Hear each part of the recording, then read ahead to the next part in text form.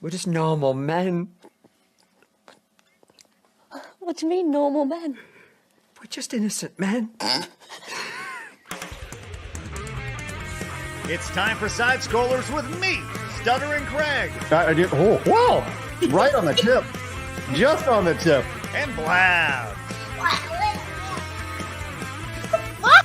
Co-hosted by our friends from around the internet. There is a portion of Norway where it is legally required to carry a firearm at all times. If you're just a normal man looking for common sense in this crazy-ass world, you've come to the right place. And now, broadcasting from our homes from around the internet, it's time for Side Scrollers.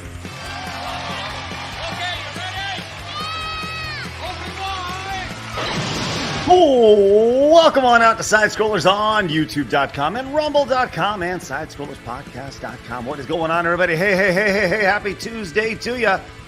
It's me, Stuttering Craig. Glad you guys have found us today. Glad you're here, man. We got just a crazy-ass show today.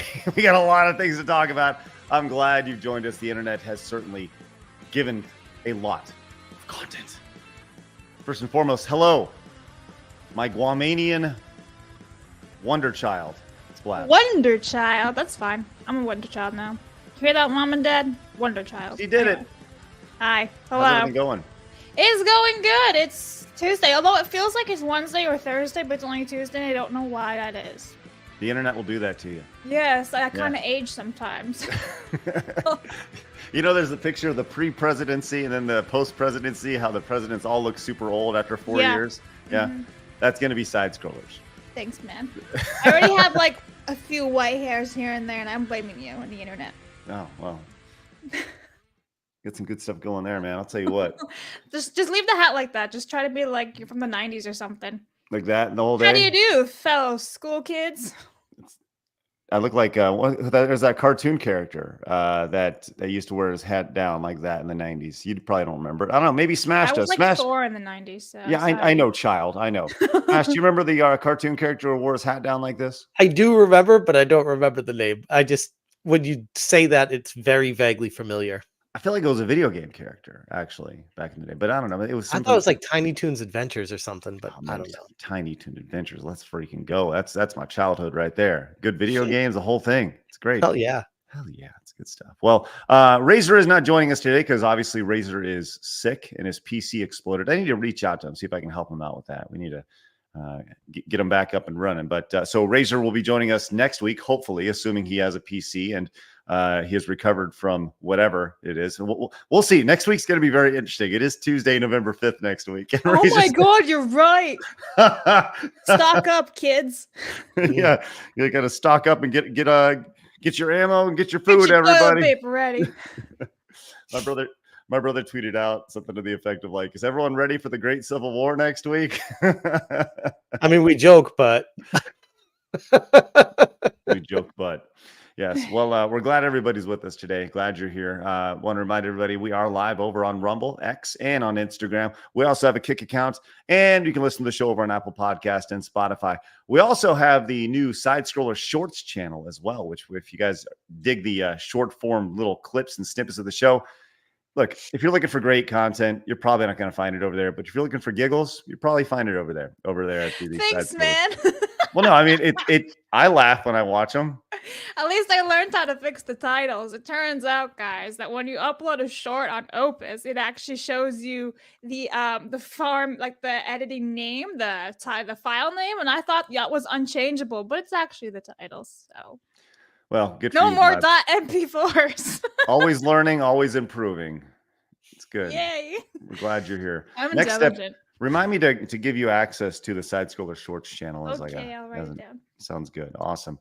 Well, Smash, how are you, man? You've been busy. I saw you last night with Master TDS, and you've been all over the place.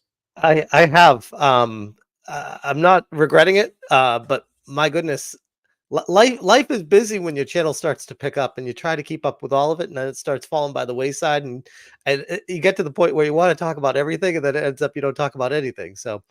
But yeah, no, everything's great on my end, and just trying to keep up with right now the Dragon Age stuff, which is very interesting. I don't know if you saw the the latest tweet that I had out, people are sharing an image with me with what looks to be potential AI generated reviews that all follow the same pattern from all the major outlets. I don't know if you saw that, but with with how things are a return to form. Yeah. Yes. We'll touch on that in a little bit. Like, we do have a lot. Oh, sorry, I didn't mean to jump ahead. Sorry. No. We'll definitely get to that, and that's your expertise is much needed. By the way, congratulations! What are you? 80,000 now? 80,000 subscribers, almost there, right? Almost there. I don't think I'm there yet. But man, hey, my just like goodness. yesterday, I told you, man, you're gonna hit 100 real quick. You are, and I said this about multiple guests we've had on the show. Specifically, Blabs knows when Warren was on, I was like, Warren, your channel is going to be huge. Warren's channel is almost closing in on 200,000. Smash, awesome. Your channel is gonna skyrocket past ours. I don't know about that. Oh, no, it will. Like I promise. Like I promise. Like, high praise. I appreciate it. I don't necessarily agree, but I appreciate it. No. It's very, very true. Very true. Because it's the content you produce and the content we produce are drastically different, and you do a great job. So, anyways, you're gonna like Skype. It's gonna be great. With that said, we're gonna continue to do what we do, and I love it. I'm glad you're here. Well, real quick, if I don't get canceled by the people that I cover before I get there, I'll be somewhere. You can't get canceled. Well, I can't be canceled, but I worry about the powers that be and the control of fuck them. Well, yeah, but like if metaphorically speaking. Definitely metaphorically, yes. But if you get to the man behind the curtain and you get to where the levers get pulled, that's what always worries me. The people themselves don't concern me at all. Smash, we're working on that, buddy. We're gonna find a solution for you and everybody who's worried about that. It's good. There we go. Speaking of fucking them, we got a big discussion today about Kim Belair and her former sex podcast. I didn't expect to be saying that today, but here we are. Words you never imagined putting together in one sentence. We also Savvy will be joining us a little bit later, and I would like to say before we get into the Sweet Baby Inc. stuff a little bit later on, big ups to Master TDS. He's been researching and kicking some ass. So make sure you guys go support him over on his channels and over on X. He's a great dude, and he's working his ass off, and he's been the beacon of a lot of information. Just doing a little bit. He's breaking a lot of stuff. Like, he's really on it. He's got a lot of inside sources on a lot of different angles. It's not just the bots. He's good with a lot of he's great. With that said, if you guys want to head over to sidescrollerspodcast.com and become a free member over there, that'd be great. If you want to support us over there, even better. That is a great way for us to avoid having to worry about the YouTube overlords and the cancellation. You can't cancel us if you support us over there, which is great. But if you would like to subscribe to us, if you're new over here on YouTube, join the 105,443 normal men who have found common sense in the video game and entertainment space. Do us a favor, hit the thumbs up button, and let's get to 1,337 likes. No like trickle past. Let's blow past that today, baby. Let's get going.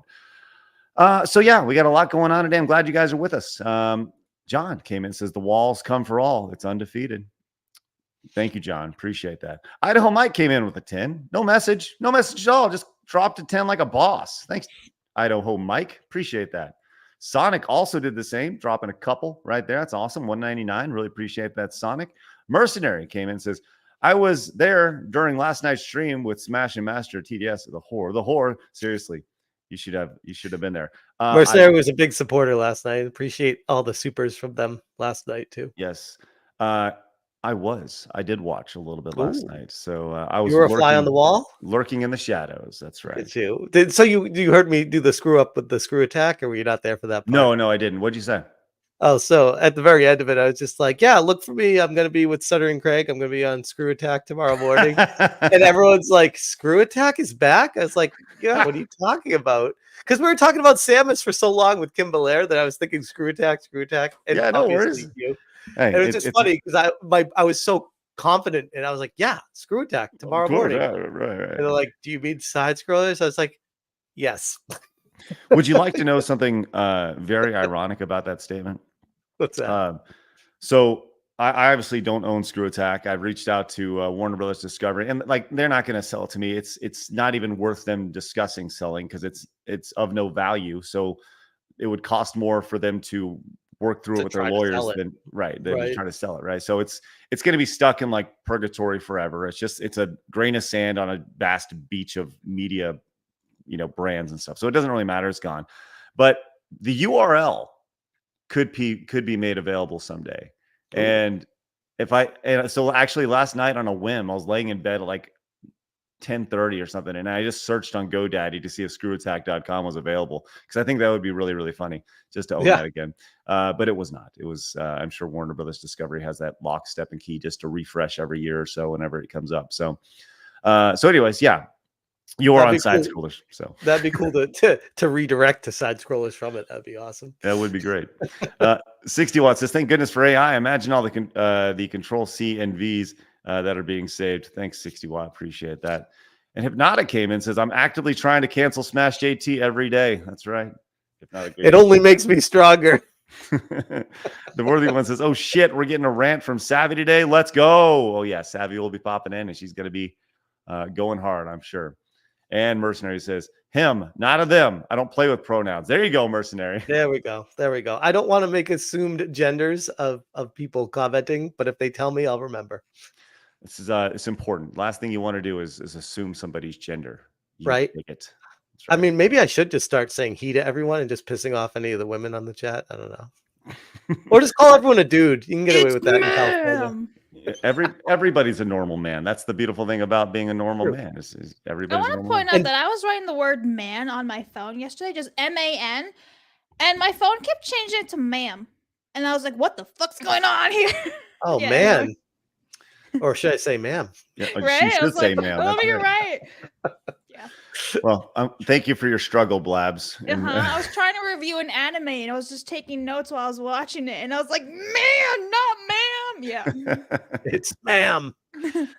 Well, look, we do have a great show today. We're going to get into it. Blabs, why don't you start us off by filling us in on today in video game history?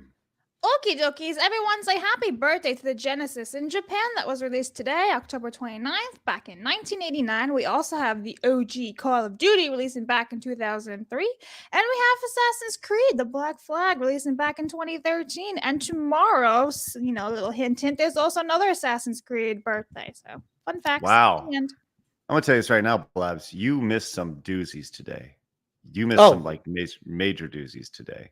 So tell me something I don't know. That's every single day, apparently. I know. Some noticeable games that you missed include Castlevania Rondo of Blood in Japan. But was it released in Japan? Yes.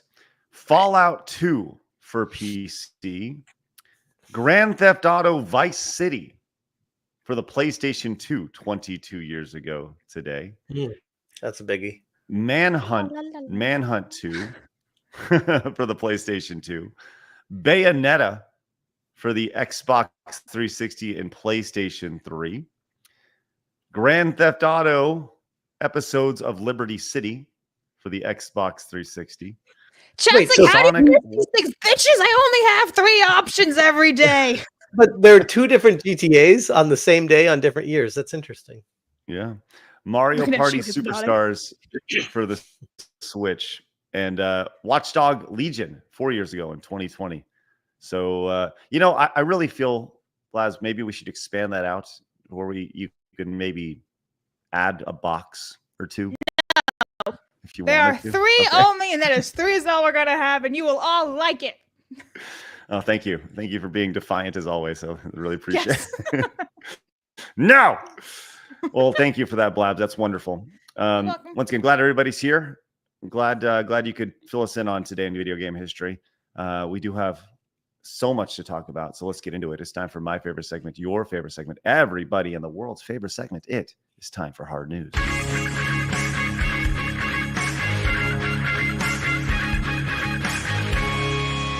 Hard News. All righty, we've been talking about all the changes that are happening in Orlando. Smash, are you a big Disney guy, or were you ever a big Disney guy or a Universal guy? When I was younger, we'd go to Disney pretty much every year. When I lived in East Coast in the Boston area, we'd fly down there. Mm-hmm. But I just did go to Disney World with the family for the first time. My kids went this summer, a couple months ago. You remember that video tour that you guys showed of the Airbnb? That was right outside of Disney. So I like it. Yeah, it's all right. I mean, I don't like the politics. I don't like Disney proper, but yeah, park is fine. Right.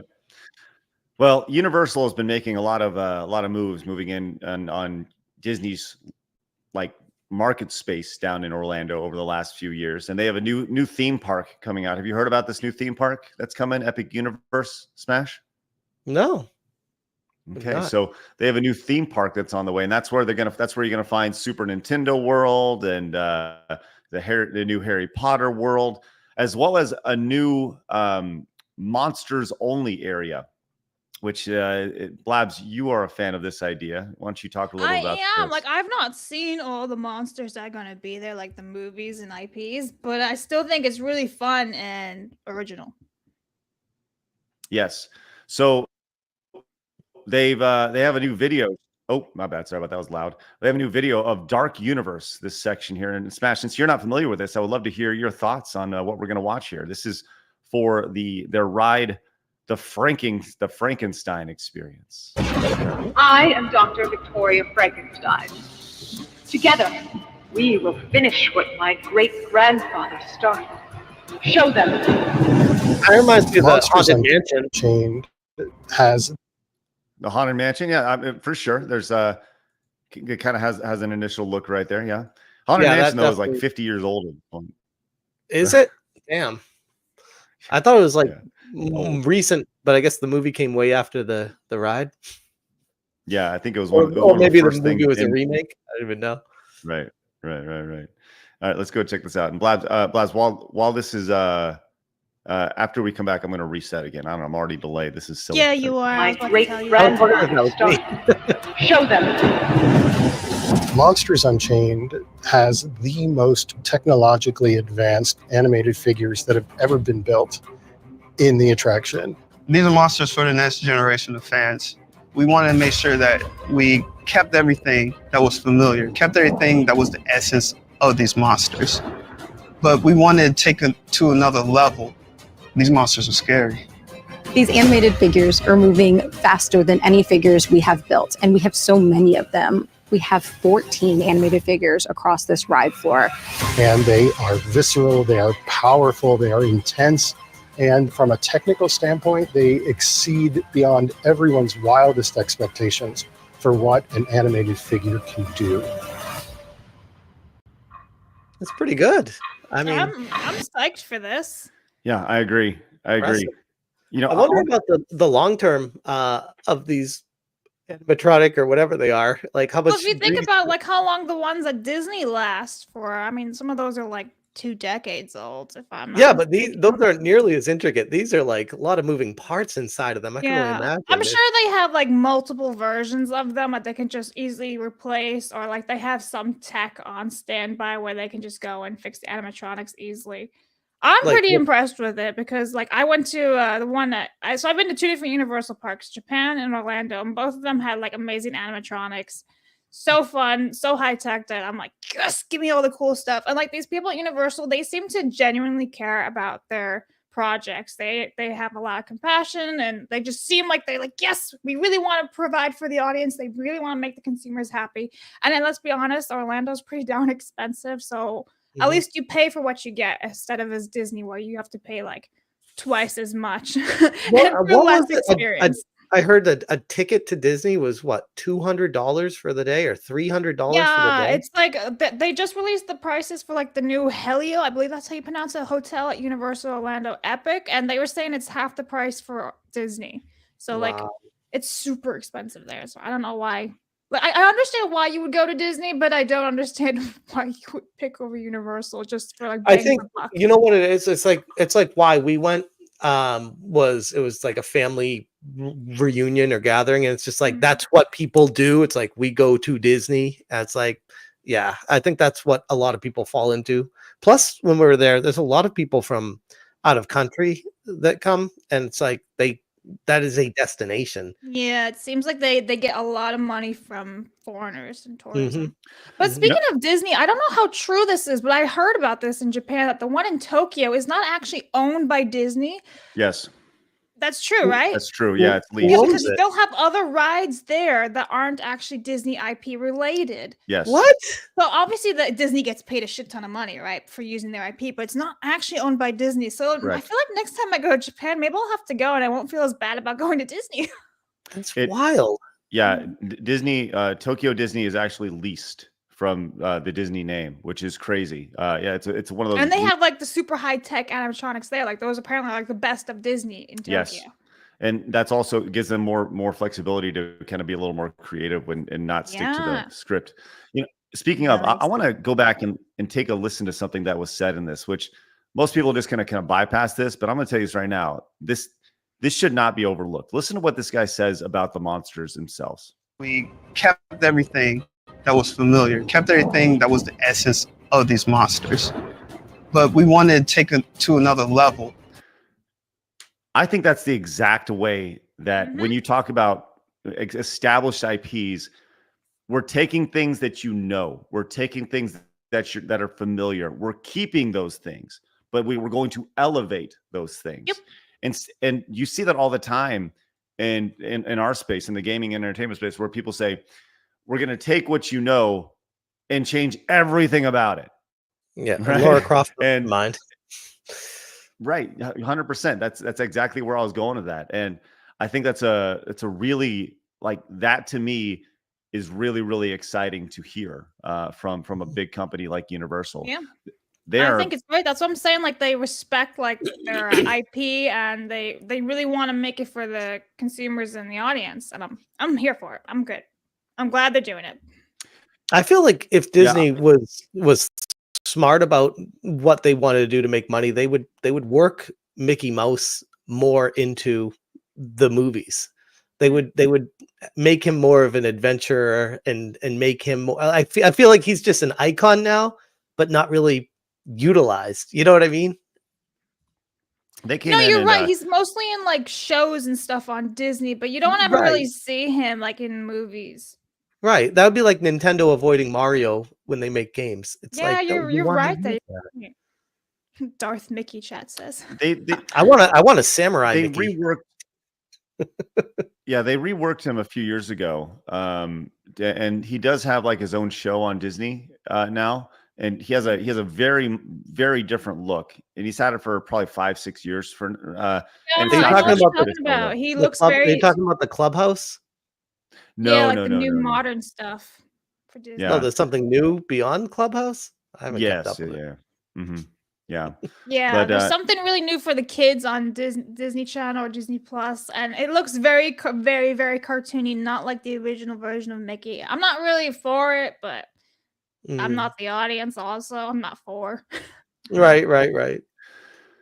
Well, yeah, it's going to be interesting to see kind of what happens with when that is opened up in May of 2025. I think it said May 22nd, I believe, right before summer. So that'll be really Right interesting. before my birthday. I'm just saying. I told Assuming you, no Blabs, delays. well, I definitely want to go out and do a run of that and actually do a week, maybe a few days of shows out there. I think that'd be really, really fun. Maybe we can work with Universal to do the shows out there. Have It I will, think it'd be really, Universal. really great. It will. It will. Maybe that's a job. I'll you hook can you up do with as that we can- Airbnb we stayed at too, Craig. You can use that Oh, Airbnb. hell yeah. That'd be great. We'll love that. Hey, you know what's also great? Winter Fox came in with a $69.99 Canadian monies. Wow. Veilguard. BioWare did not just fall off. They walked through a minefield and ignored every keep out and danger sign, then stepped on every mine they could, then doubled back and stepped on every single one they missed on the first pass. Winter Fox. Thank you so much for that incredible generosity. Let's see them 69s in the chat, please. All those emotes right there. Thank you so much for that. That is spectacular, and we greatly appreciate that. And that is great stuff. Yeah, it's been interesting. I'll tell you this. I've been talking to I've talked about my retailer insider that I have, and they've talked about the pre-orders for Veilguard, and it's been interesting to see them talk about this in particular. They said for Veilguard right now, for their 800 stores, this is not going to be a total failure by any means. I think it'll be. I don't mean to interrupt, but people are asking for the boobas for the over 50, and they didn't get the Blabs. boobas. Oh, okay. Hang on. Please hold. With them. Yeah, these are important. That's very important. I mean, we got to talk priorities here. There we go. Sorry, I was too busy finding the 69 emotes and stuff. There, we found it. Hey. All right. Now everybody's like, oh, thank God, thank goodness. By the way, we do need to have that girl on the show. Whoever that is, we need to find her. Yeah, we need to get her on and be like, hey, just want to say thanks. Really appreciate you. Really appreciate all of you. I want to thank both of you. That's right. But as far as Veilguard goes, look, I don't think it's going to be an abject failure. I think it's going to sell fine. What is fine? Define. I want to like guesstimate, like 2 million. Yeah, I think it'll sell. I think it'll underperform what they initially anticipated, but it won't be such a catastrophic failure that that it's going to be like, well, we need to rework everything, you know. Well, it's a weird dynamic because it's not like the typical game creation. It's not like they set out, made a game, and it's coming out. This is like a canceled twice over. This is the third try. 10 years later, like how much money was sunk into the other versions of it before they got to this? Are they counting that in the loss of the? Like, there's a lot of ins and outs on is it a success or not? And I mean, there's going to be so much spin with mainstream to make it sound like it's a success when they avoid and ignore the facts of the development with it. Right. So I'm looking at my DMs with my insider here. To put it in perspective, the reviews came out yesterday and they said that they did not see a bump at all in pre-orders. So now Call of Duty for their 800 stores had just under 14,000 pre-orders of the physical copy of the game. Okay. And that's between PlayStation and Xbox.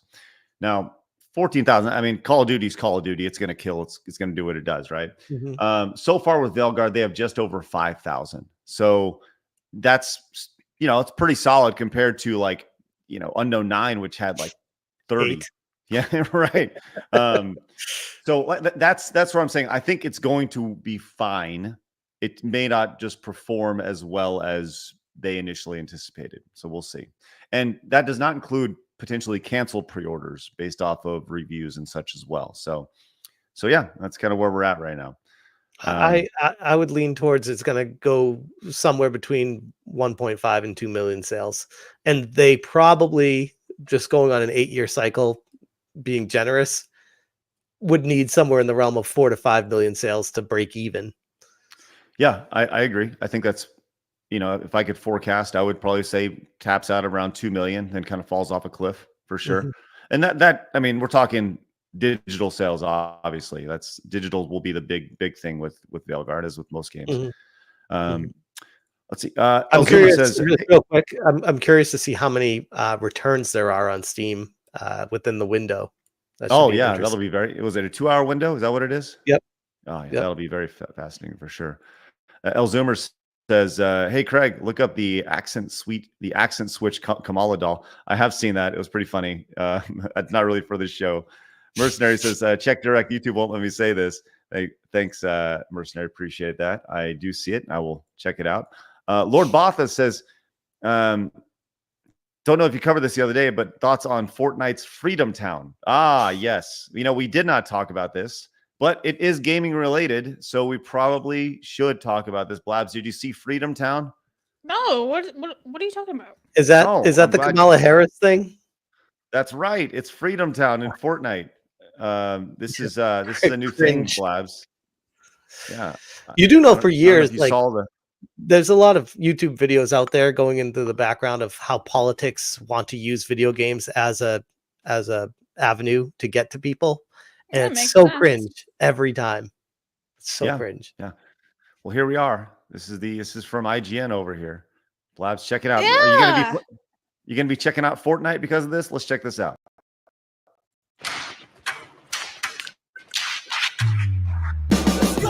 From the dead is a miracle, doc. They taking a stand. You're my destiny, shaking his hand, making him jump, making him dance.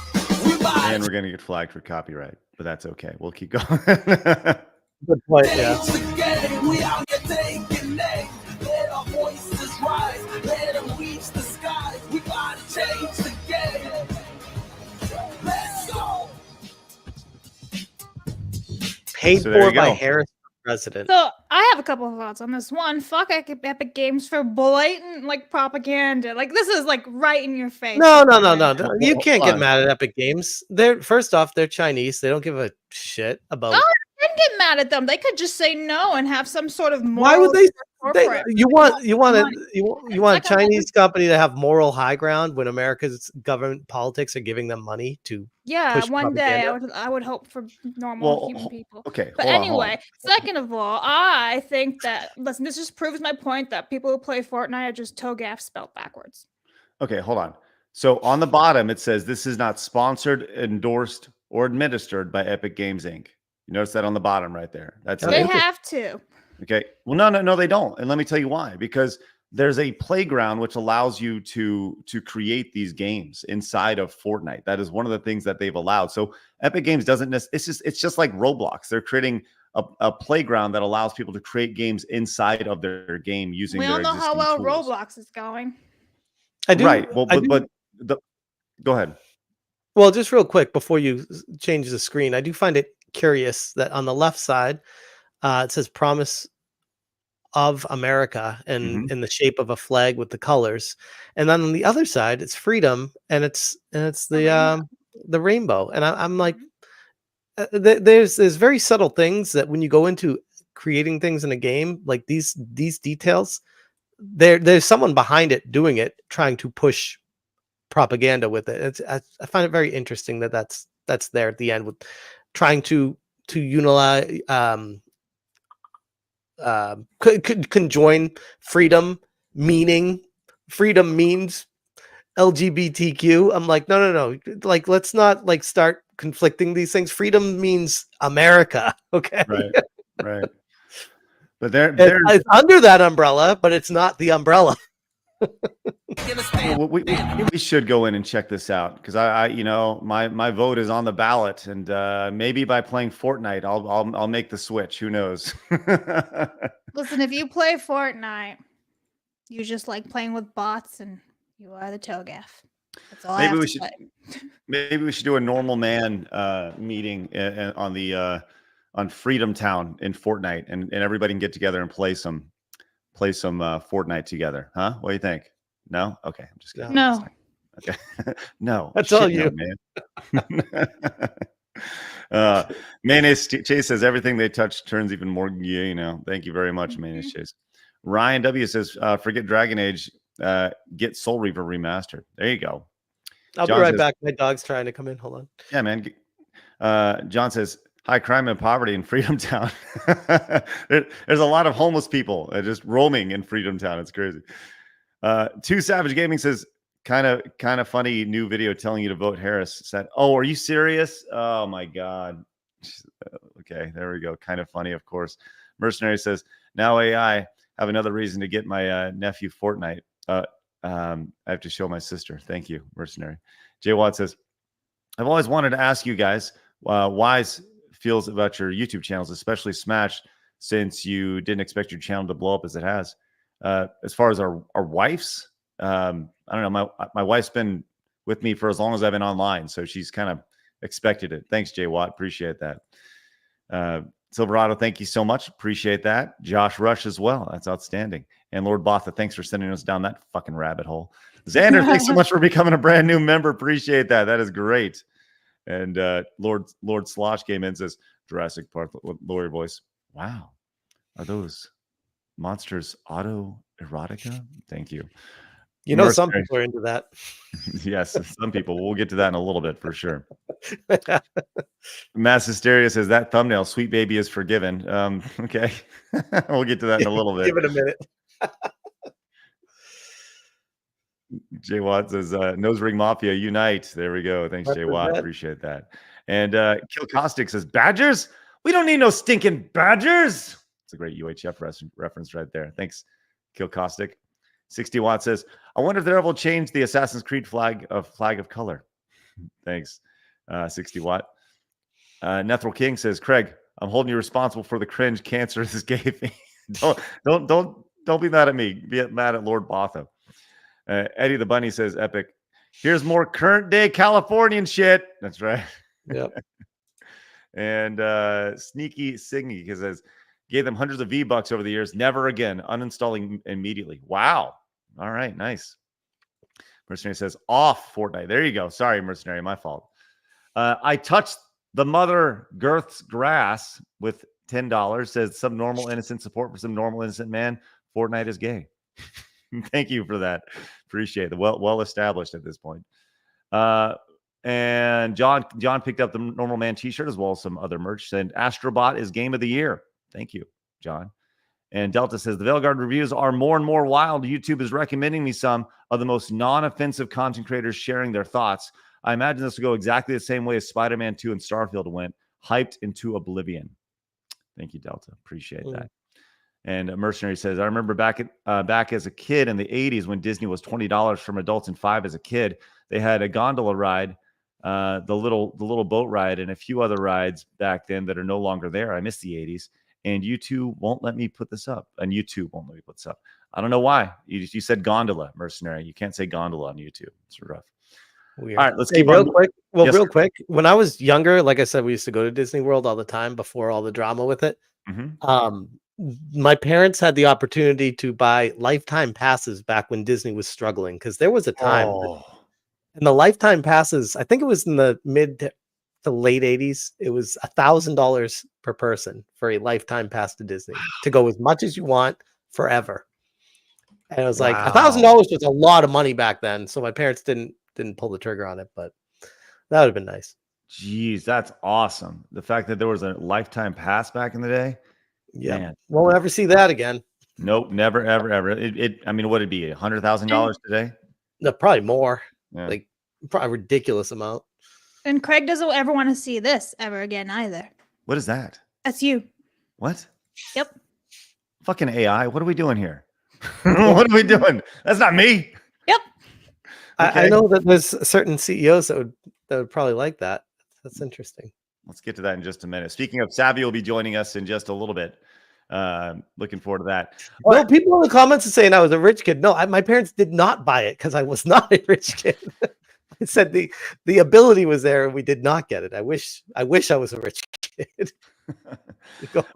All right, let's keep moving on. Hey, did you see the update coming for the N64 on the Nintendo Switch?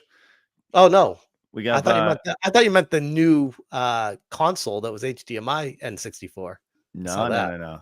Shadow Man and Turok 2 Seeds of Evil are we going to be playable coming up here real soon? Any thoughts on these games? Okay. Turok was a big game back in the day. It was fun. I'm not super familiar with Shadow Man, if I'm being totally honest with you. But I remember Turok 2 was huge. Blabs, you ever heard of any of those games?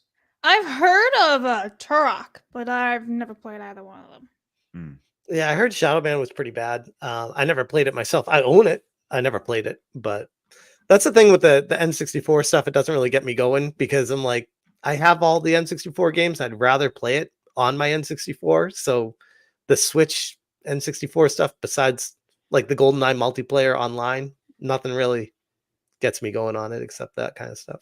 Well, if you're a member of the Nintendo Switch Online thing, Switch Expansion, whatever it is. By the way, a more convoluted name than Nintendo Switch Online plus Expansion Pack. So bad. It's so bad. And when it came out, I was thinking the same thing. I was like, who's in the marketing? Who's naming these things? This is confusing as hell. Yep. They think everyone lives in this world. We live in this world, and it's confusing to us. Right. So think about someone who doesn't live in this world. Yep. All right, we got an update on the Joe Rogan stuff. This was really interesting. We talked about this yesterday. Joe Rogan had his interview with Trump. not too long ago. I think it was released on Friday, and it's closing in on 40 million views. It'll probably be the most viewed Joe Rogan podcast on the platform. But news came down yesterday that when we talked about it on the show, actually, I was talking about it on our show before I actually saw it on X, but apparently a lot of people realized at the same time where it was getting more or less shadow banned by YouTube along the way. If you were to search Joe Rogan Trump, it would not show up in the search. And if you were to search Joe Rogan Experience, the Trump podcast would not appear. So there was a lot of talk like, okay, what's going on with that? And as a matter of fact, I'm actually doing a real-time search right now. Okay, yes. Now previously, and we saw this yesterday on the show, that if you search Joe Rogan Trump, it would not show up. Now it is. So you can see at the top here, this has been corrected, and it's the first thing that pops up. Now, there was a lot of rumors about it, and this came out from Autism Capital over on X, and you can take this for what it is, but it has 15 million views. Says regarding the Joe Rogan YouTube sponsorship, says we were reached out to by Google employee who shared that YouTube has marked the video as XLQ, which means extremely low quality spam. This can happen in a couple ways, but the most likely way is a mass reporting of the video. Once a video reaches a certain amount of reports, this happens automatically. They're claiming it's likely that there's a campaign to mass report the interview going on online. Perhaps this is an online forum or thread, or where is this happening? If anyone has any ideas, please share. So the idea that the video was mass reported, which means it was deboosted on YouTube. That makes sense. It's one of the biggest frustrations I have with the entire automated system is YouTube's too big for itself, and it has too many safeguards in place that allow for it to be breached by stuff like that. It's very, very annoying. Right. Now, a couple days ago, Joe Rogan actually had a post which has since been deleted, where he was talking about there was no issues with censorship because he said that they previously unlisted the video on YouTube to catch up to, because they released it earlier than Spotify and a couple things, so they then published it once the Spotify video went live, which he was like, there's no reason to be concerned. Well, he's deleted that tweet now. And he was retweeting yesterday some examples of it being deboosted. This is what I was just talking about, searching Joe Rogan Trump. And so he retweeted this from DHH, the creator of Ruby on Rails, which, hey, that guy's got some smart dude right there. Anyways, but he said earlier today, about 12 hours ago, he uploaded the full video, the full podcast over on X, and it has 7 million views in 12 hours. But he also said, also for the record, the Harris campaign has not passed on doing the podcast. They offered a date for Tuesday, but I would have to travel to her, and they only wanted to do an hour. I strongly feel the best way to do this is in the studio in Austin. My sincere wish is just to have a nice conversation and get to know her as a human being. I really hope we can make this happen. They want to control the narrative and to make them feel intimidated and to be able to create the environment they want for it. It's wild.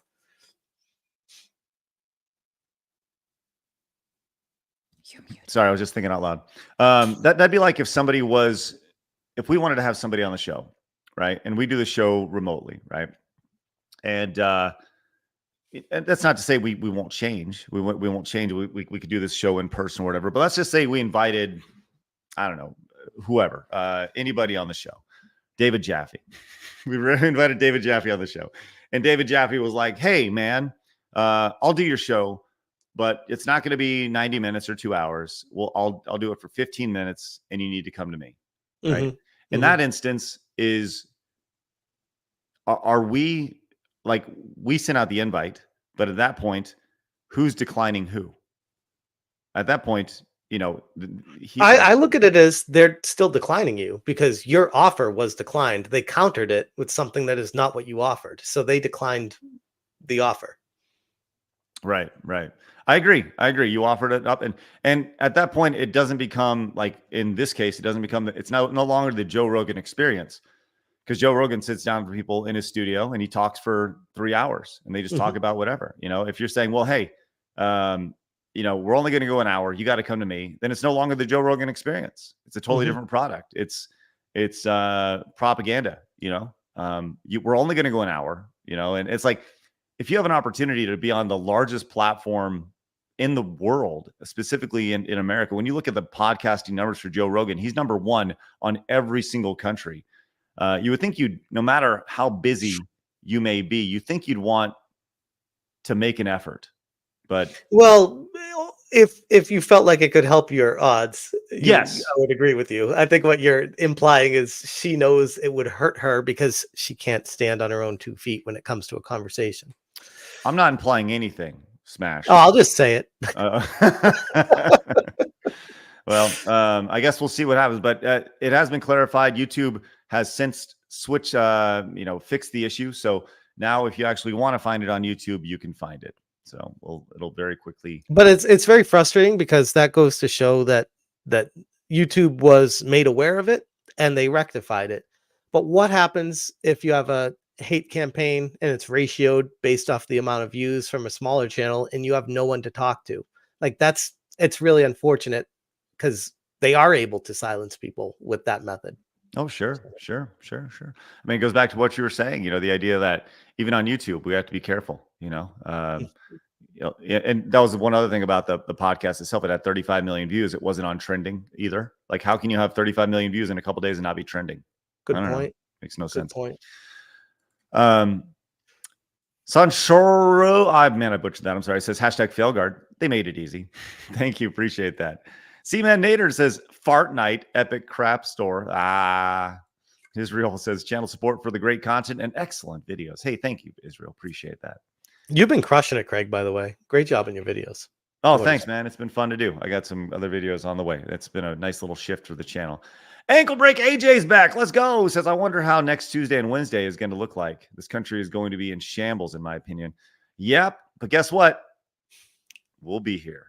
We're here for it. We're here. Yeah, that was odd. The Fortnite video had no Molotov cocktails. It was interesting. It wasn't the city wasn't burning down peacefully. Yeah, no cars tipped over. It's weird. Mercenary says, if you knew what I knew about Harris, your hair would turn white. The stuff I know, YouTube would ban hammer me. All right, Mercenary. Thank you very much for your insight. Carlos came in and says, hey, out to the panel. Blabs is intelligent, based, and beautiful and loves Harry Potter. I'm simping. Carlos, don't make it weird.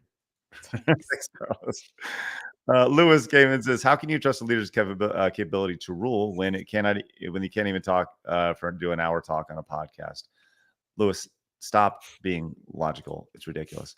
All right, let's go and move away from that, and let's move on to this other story, which, hey, if you're an old head like me, if you remember back in the day, we had to get information from magazines, and we had Nintendo Power, we had Game Pro back in the day, but EGM, to me, was like, that was the peak, right? Do you remember Sushi X back in the day, Smash? Sushi X was the fighting game reviewer. Yeah. Sushi X wasn't actually a person. Sushi X would be a VTuber today, but Sushi X was a amalgamation of multiple writers. That's kind of the unknown story about it. Was you always thought it was one person, but it was actually whoever was free that month to do a review on it. Okay. So, anyways, EGM apparently is coming back, baby. I didn't know about this. This was dropped in my mentions today, and thank you so much to the normal man who dropped this in my mentions. I want to make sure I give them the proper due, which was T.O. Massey over on X. The Kickstarter for the Electronic Gaming Monthly Compendium. Now, do you know anything about this, Smash? I no idea. This is the first I'm hearing about it, and it already has almost $500,000. Yeah, it's killing it. Let's go and check out and see what's going on with this.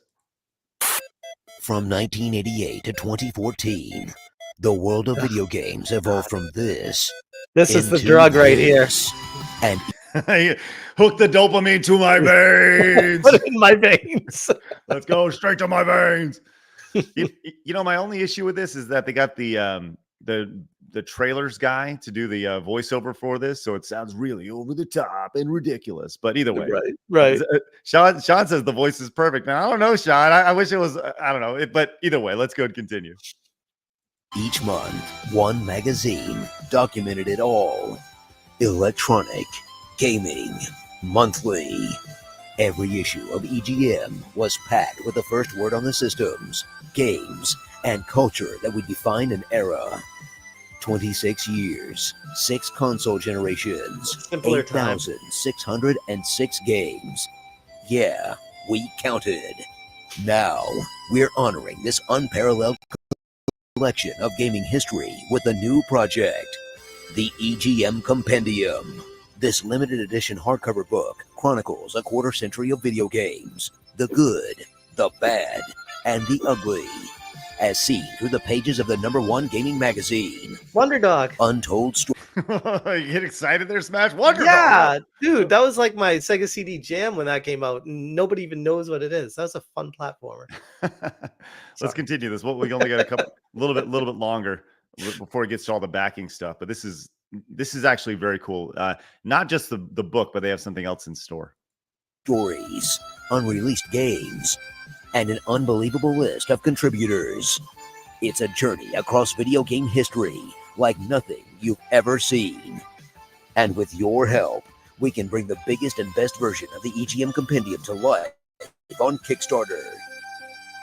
Oh, and one more thing. Every EGM ever.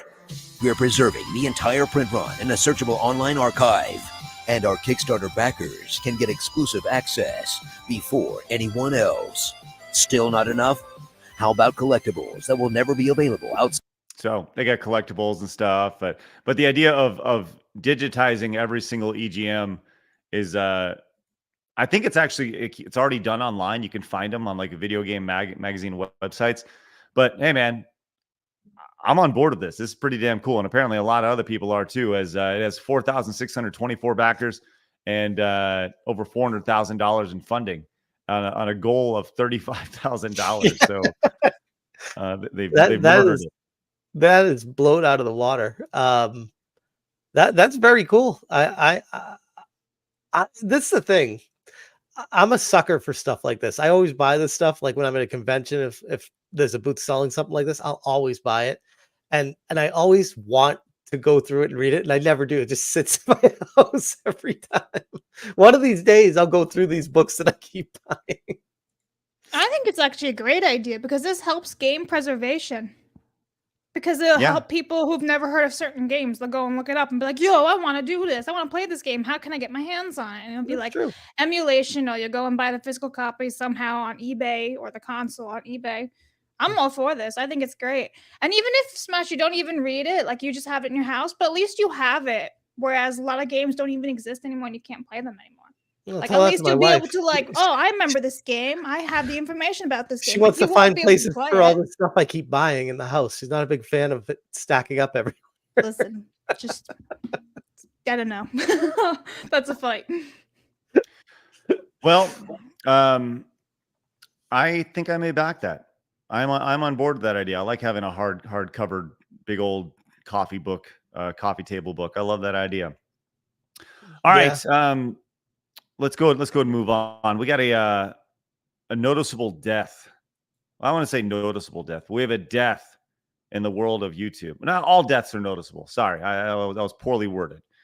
We have a noticeable death in the world of YouTube.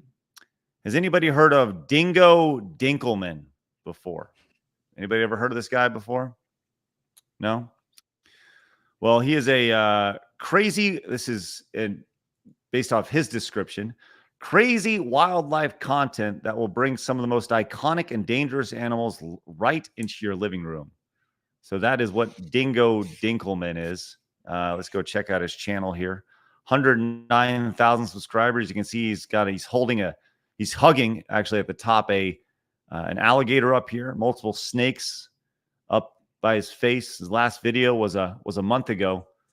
I'm seeing a disturbing trend of crocodile hunters continuing to die. Well, coincidence.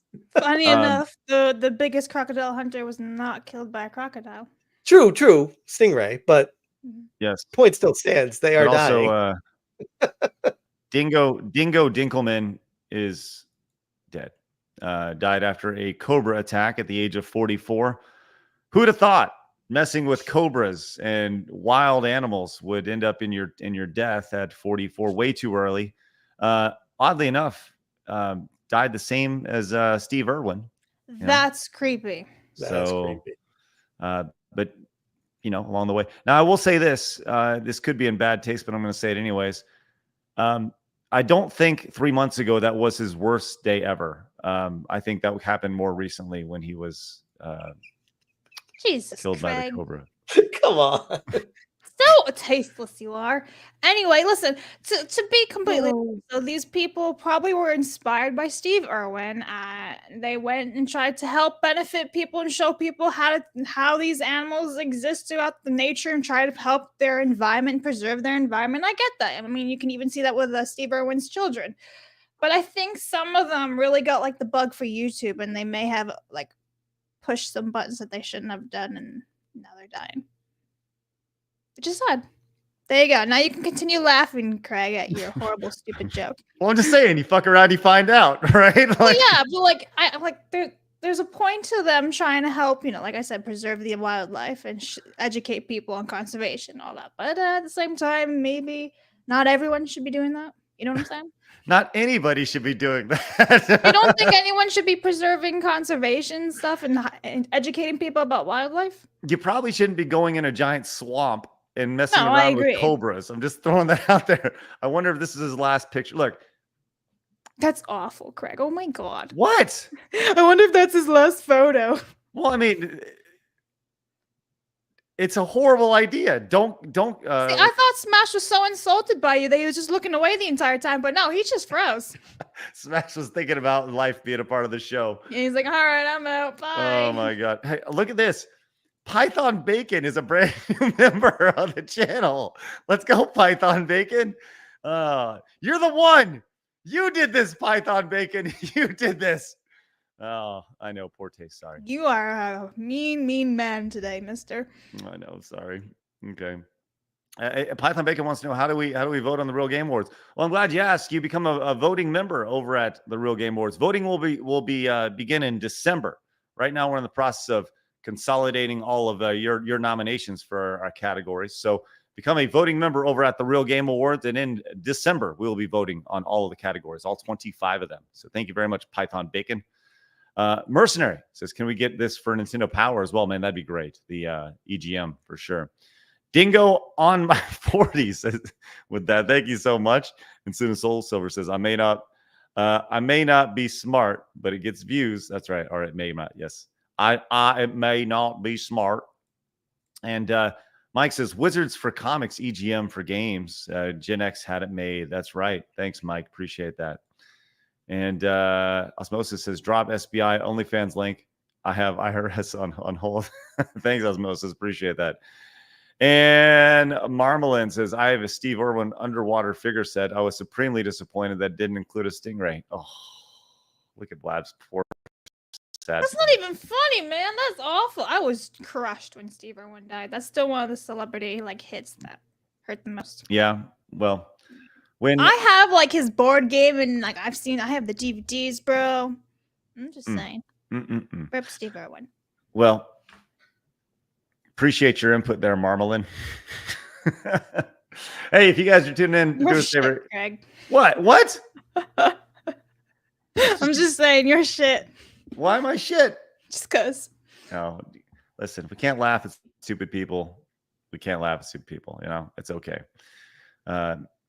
Poor guy. Anyways, rest in peace, Dingo. Tough. See, even saying that, it's like rest in peace, yeah, Dingo. No, his name. Rest in peace, his Dingo. Name is literally Dingo. His name is Dingo. What do you want? Which is amazing. His name was Dingo Dinkelman. Would you rather me what, say what rest was in that peace? movie again where he's like Dinkelman? Would you rather me be like, hey, rest in peace, you idiot? I mean, no, rest in peace, Dingo. Where's Dinkelman from, Savvy? What? Dinkelman. Who? What? Oh my God, that movie with Dingo Ryan Dinkelman. Reynolds. That's what it was. Just Friends. One of them was named Dinkelman. Savvy, you get to be the tiebreaker here. Okay. Okay, what are we tie breaking? What's happening? Well, I don't think it's funny, but I think it's appropriate. Dingo Dinkelman, a YouTuber from South Africa, he died of a cobra attack. Dingo Dinkelman, he would. This is a YouTuber who would be like, his whole bit was, I'd be around iconic and dangerous animals and bring them right to your living room. Dingo Dinkelman fucked around and he found out. I'm just saying, like, I think it's not he got what he deserved, but what do you think was going to happen? Natural selection? Just throwing it out there. Blabs thinks that Yes. I'm being insensitive here. That's not what I Right. even said, Craig. It's Craig. not insensitive, it's natural selection. I never even said it. The word insensitive. He's just like, you know, twist my words because I called him a dickhead. It's fine. Hi, Smash. You're back. Hear me? Hello. Hey, There we go. Smash is Okay. back. How's it going, guys? You're really low now. Is it Good, just buddy. me? Good. Everything good? Am I low? We can adjust you. Am All I right. better? Well, Can look, you we hear me? got you guys. Yeah, you sounded good. My internet just went out. Sorry about that. It's okay. Good It happens. At least you have internet. All Hey, right. Savvy. Hello, hi. Okay, well, we got both you guys here, and we could talk about Dragon Age. We can do that all along, but I think it's important to kind of let's go to our lead story today with both you guys here. This has been interesting to watch over the last couple of days. I started seeing pictures online. Actually, the first one was from Master TDS, and it was a picture of Bowser, and it said, "If you know, you know," and I didn't know. I don't even know what he was talking about. So. There's a little bit of lore going on here with all this. And you had a great conversation, Smash, with Master of TDS last night. But let's go to this article from That Park Place because they've summed this up. And I always like to have nice consolidated articles to read. It says, Sweet Baby Inc. CEO and co-founder admits physical attraction in Nintendo's Bowser in shocking unearthed video or interview here. Now, this isn't necessarily an interview. This was actually a podcast. So we've talked about Sweet Baby Inc. extensively on the channel. Not as much as maybe Smash has or Hypnotic, right? But we talk about this at length. So Master TDS and the Gothic Therapy YouTube channel pretty much unearthed this previously unearthed podcast. And what was it called, Smash?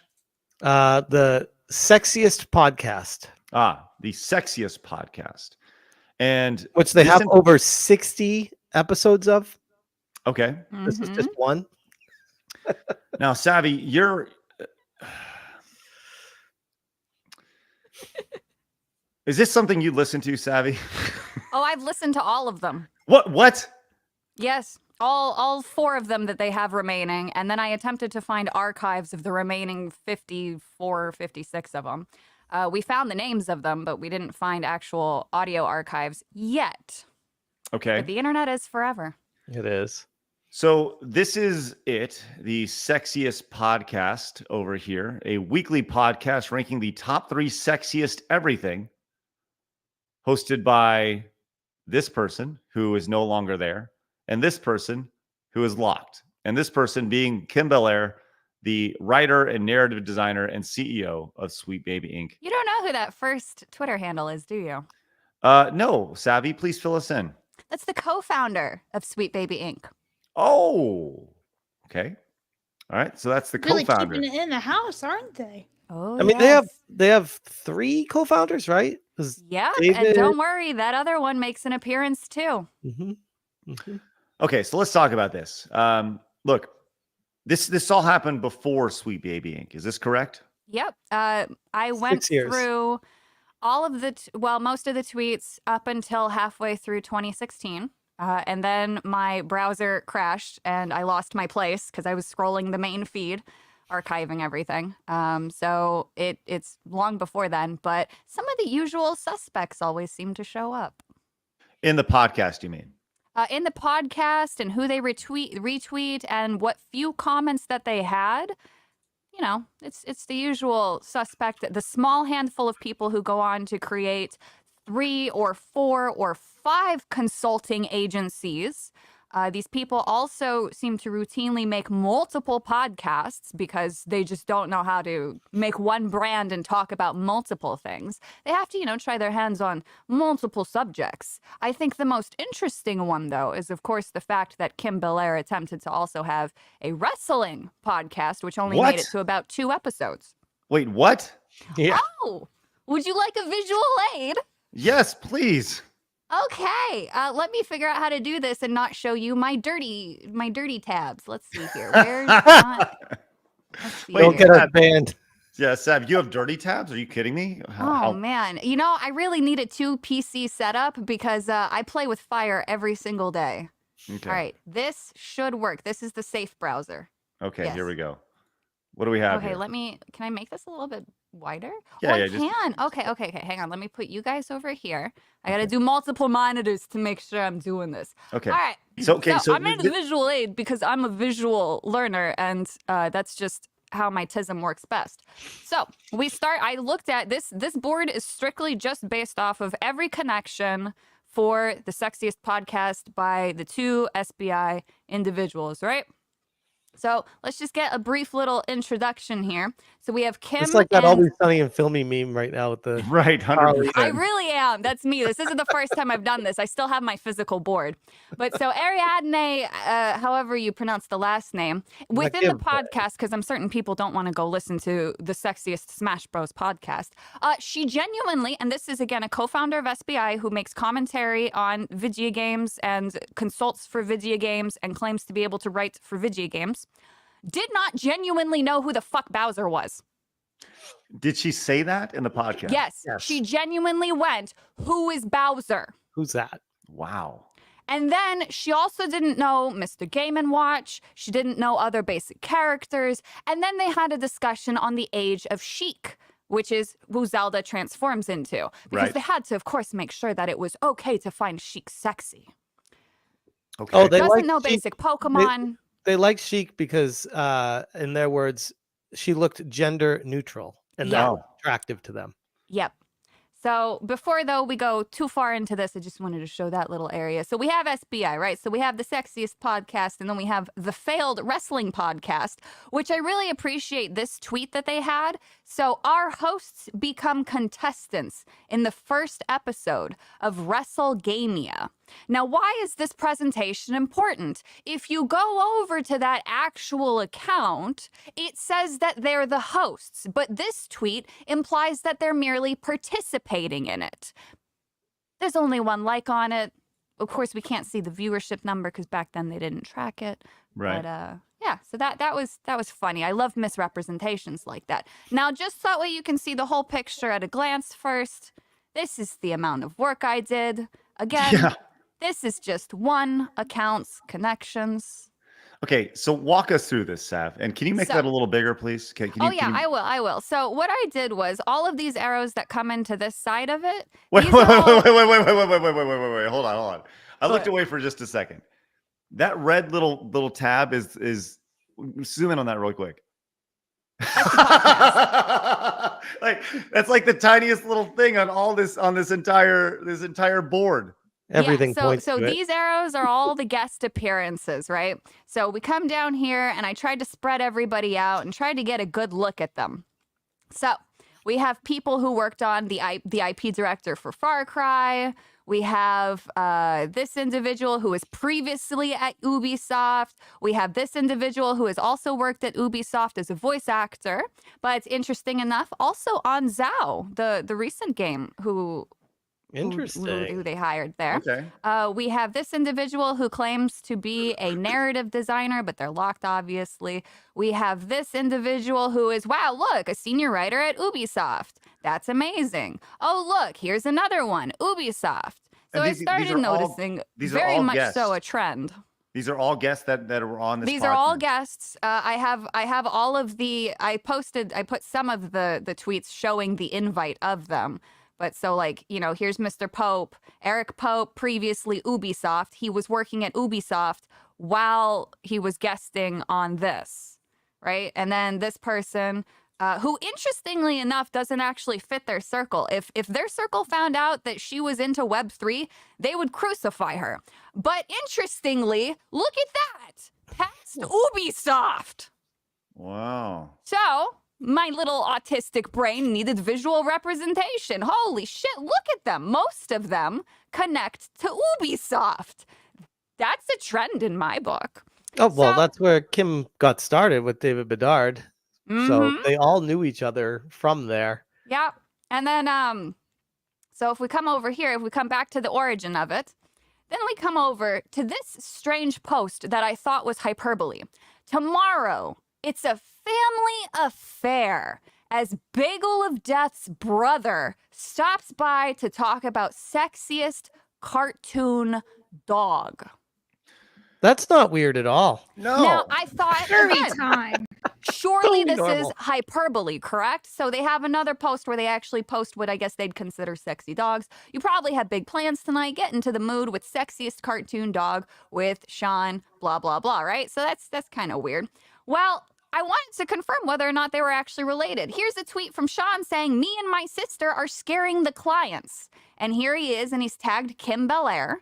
And of course, she's got her pronouns in whatever this chat thing is. Tag yourself, everybody tag yourself. I'm anxiety nightmare, fuck. And then Sean here is saying, I'm anxiety nightmare, bruh. Like, great discourse there. I'm glad you guys are scaring the clients with your stability. So he is a treasure trove of information. This is the I brother really of Kim appreciate Belair? him. Huh? This is the brother of Kim Belair? Yeah, this is the actual brother of Kim Belair. So he works for Sweet Baby Inc. Okay. Because of course he does. You know what's funny though? What did I say to Craig in Smash before we went live? I said Kim Belair looks like her parents are brother and sister. And lo and behold, her brother is in this giant web with her. And they're talking about weird- sexy dogs together. What's frightening about That's that, really the weird. fact that he came on specifically to talk about dogs, he posts a lot of pictures with dogs. Yikes. That is a little bit weird. Again, once or Yikes. twice or joking about things is just, fun, engaging in your fiction. But when it starts to be a pattern, you start to wonder, especially with the fact that Kim Belair admits to being sexually attracted to turtle dick and antelope penis. This is true, actually. Let's actually take a step back there and let's decompress that. What do you Okay. when you say she's confessed to being attracted to turtle dick and antelope penis? What are you talking about? 'Cause This is that's not a crazy talk to me. misrepresentation or my own hyperbole. I also realized how dark it is in my room. I even attempted to turn on lights. My bad. Basically, so she has there's a segment of one of the recordings, and she says that she's got antelope skulls because she actually thinks antelope are sexy. So she collects the skulls of things she finds attractive. The turtle commentary comes from the Smash Bros commentary because she admits that regardless of whether it was mammalian penis on Bowser being drawn or turtle penis, she enjoyed it and she was there for it and she consented to looking at it because she wanted to be in the thick of it. Well, her words was she found the Tumblr page and she's like, well, now that I'm here, I might as well look at everything here because I can't look away because she was liking it too much. Oh, okay. So real quick, and this for the record, this is the same lady who runs a company that is built around inclusivity, and scaring PR Terrifying. Yes, I'm sorry, terrifying the people at this company if they don't get what they want. Yeah. Okay. Yeah. Okay. All right. Just Well, I'll make sure we're all on the same page. this is the same type of person. We were saying this in the stream last night that sets the rules of what is allowed and what's not in gaming socially, and stands for these types of things. It's just, how is this person in charge of making rules? They are probably more effed up than the vast majority of people that are playing the games. So, just curious. So Ariel Knight, that's her brother. The brother is Sean. He retweeted Okay, this, he but retweeted he's this. clearly agreeing with Kotaku and Ariel Knight here. But Ariel Knight is somebody that this person also interacts with quite often. Mm-hmm. So, Okay. the other interesting thing too in the Super Smash Bros. Podcast is she makes it a point while talking about the Bowser thing that she's like, oh yeah, now that I'm here, I might as well look at all of it. But of course, that doesn't mean, not the non-consensual stuff. She makes the point to go out of her way to mention how she still finds non-consensual fictional art problematic. But it sounds like she's overcompensating for the fact that she wants to fuck animals or be fucked by animals because and they can't fucking consent. To me, that, like, when people make such a big stink over non-consensual fiction, which is often depicted in Hollywood, no problem, when you make such a gross overcorrection and you have to constantly say, like, oh, you think non-consensual fictional content is a problem, you're hiding something. And that comes most frequently from the zoophile crowd who want to have sex with animals who inherently cannot consent to anything. Smash, you had a conversation with Master of TDS last night on your show. Was there anything that was talked about in there that Savvy hasn't hit so far? Yeah, a couple things. She's got most of the big ones. There was a strange part where Kim was talking about how she was into, when she selected a character of games, that she would always play the male because she is into the broad shoulders. She doesn't like the female form, so she wanted the male shoulders to live vicariously through that, or that was what I was grasping out of it. At least it was very that strange. Came from the World of Warcraft segment where she's like, oh, do you like World of Warcraft because they do the big shoulders, they got the big shoulder armor. Yeah, and to that point, I was like, it's interesting how these are the people that are in the industry that are creating the narrative of, oh, all the chuds are using these girls as whack off material in their games, and like, you're the one that's talking about like the males you find attractive and why they're attractive in the game, but yet if someone does that with a female, then all of a sudden they're an incel and a horrible gamer. I don't understand why it doesn't work both ways. I do find there immense irony when they're saying these are the chuds who just want to still, stare at the women and such. Also, yeah, like there's a lot of irony there. Just when I made the thumbnail last night with that, people thought it was AI generated. They couldn't believe it was a real picture. They're like, that's not real. There's no way. Yeah, I wouldn't have believed it either, but that's why I needed to go through the entire Twitter myself, because and I it's think still there's up. no way. She is CEO of a company, and this is still a live account with these pictures are all still up there. Don't you think you'd like, I don't know. They're very stupid and think that they're untouchable, but it gets better if we come back to my chart. Yes. Here's Fire a little away. bit of irony. The game is looking really dope. What game is he talking about? Suicide Squad. Oh. And he admits to being on the writing team.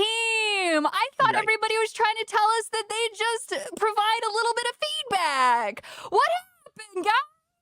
What happened? I got so much love for this writing team. Well, Yeah. he's not saying he's on the writing Yeah, team. well, to be they fair. helped with it, but he's Yeah. clearly working with them so closely, and he approves of them. Right, And it's right. like, what happened? And then, of course, they're begging for sponsorships for something. Yikes. Now, this was one that I need to look into because this person is quite fascinating. Former Ubisoft, part of their social circle.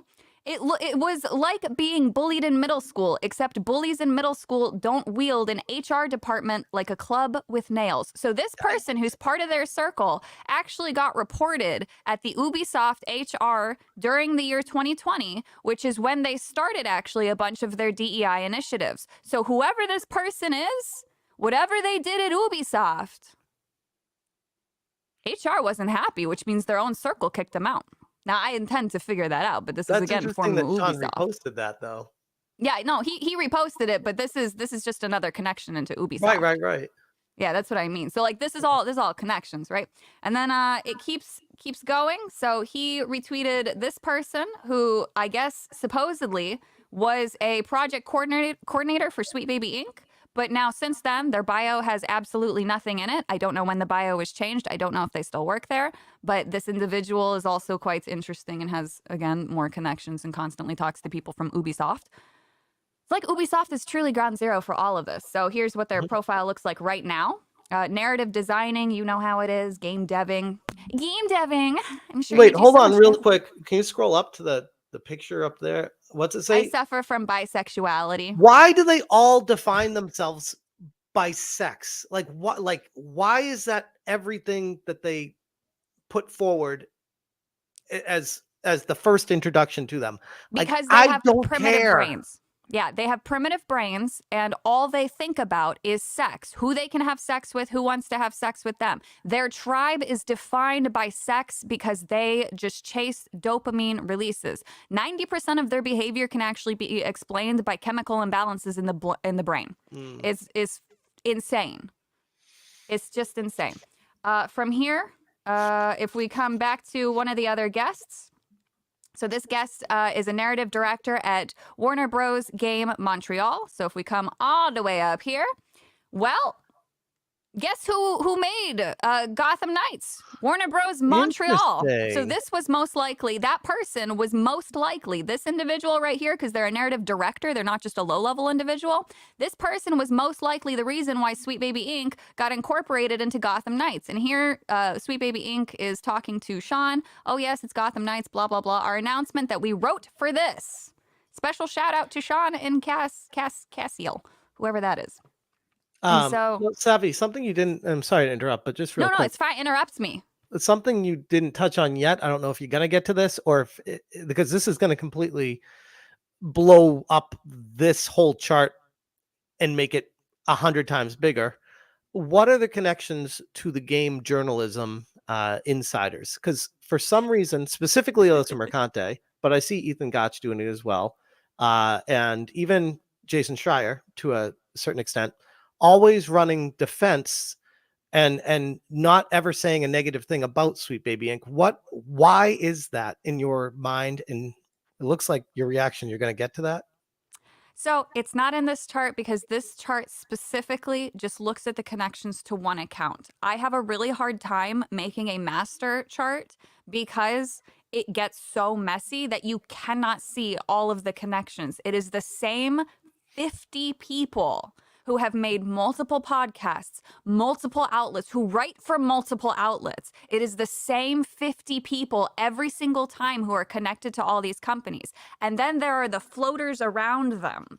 And so the floaters around them are trying to capitalize off of that work, running defense, getting free codes, getting free access, getting immediate access to other people in the team, because then, obviously, a narrative director can tell somebody who they're friends with, who works with them, to say, hey, go interview with Kotaku, go interview with IGN. Oh, you're getting let go, but we can go ahead and put you into this other company because I got a friend over there. Well, that's what I was going to get to. That's one of the biggest problems is when people are booted or let go, they always made these connections where they get picked up somewhere else and they never actually leave the industry. But the biggest issue that, at least that I've found in my research, which is paling in comparison to yours right now, but what I've found is these people do not like video games. That's the common, consistent trend with every single one of them. Like, sure, they'll casually play, maybe to put up the facade, but ultimately they're not in this for the gaming. They're in it for the activism. They're in it for the control, the power. They're addicted to the power and control in the narrative.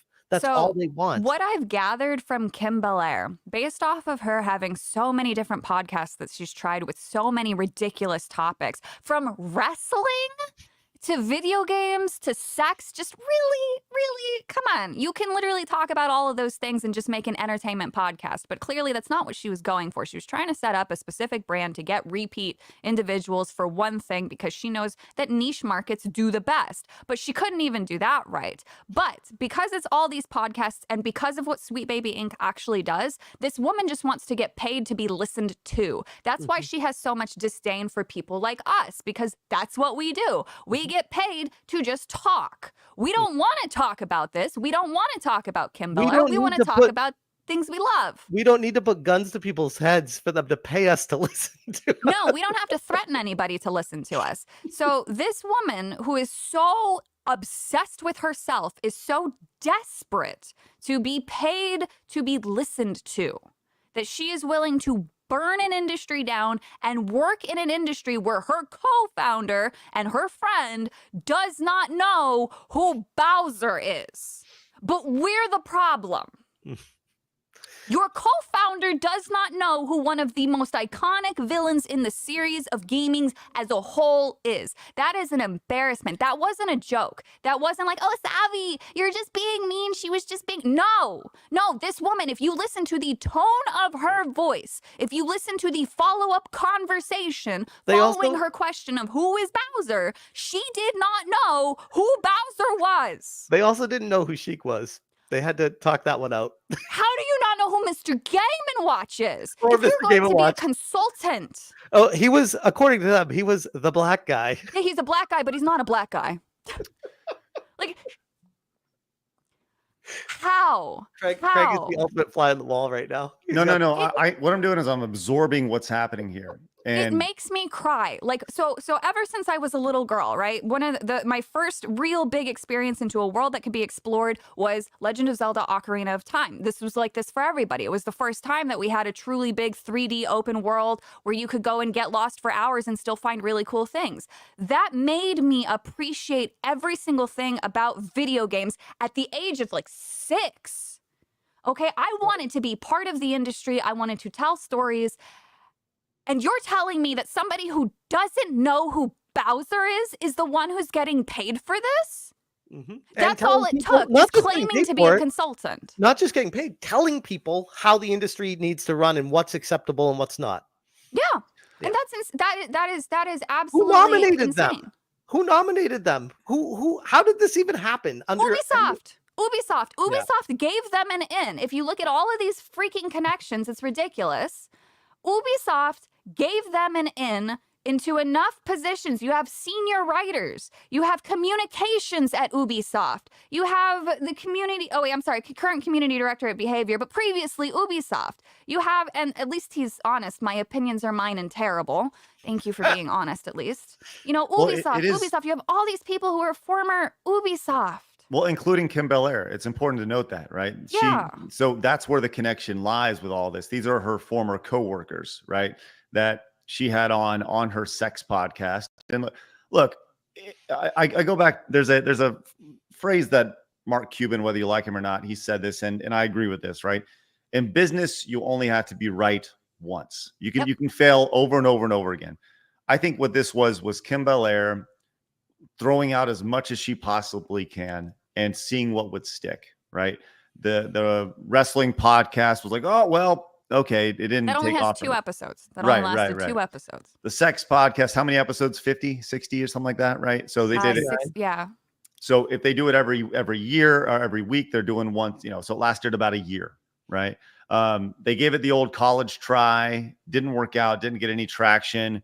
They thought, hey, we'll talk about sex. Who doesn't want to hear about sex from women? This is the top 3. We're going to talk about all the sex stuff. And the reality is, it's so childish. Well, listen, as the show that shows off boobs for $50 donations, we appreciate that. We understand the irony there. But with that said, it goes back to, I think that their sex podcast was very niche. Right? Very niche. We're gonna be counting off the top 3 sexiest dogs in cartoons. Okay. Or trees, or spices, or candy. And then they made a corpse joke out of the candy thing, which was really odd.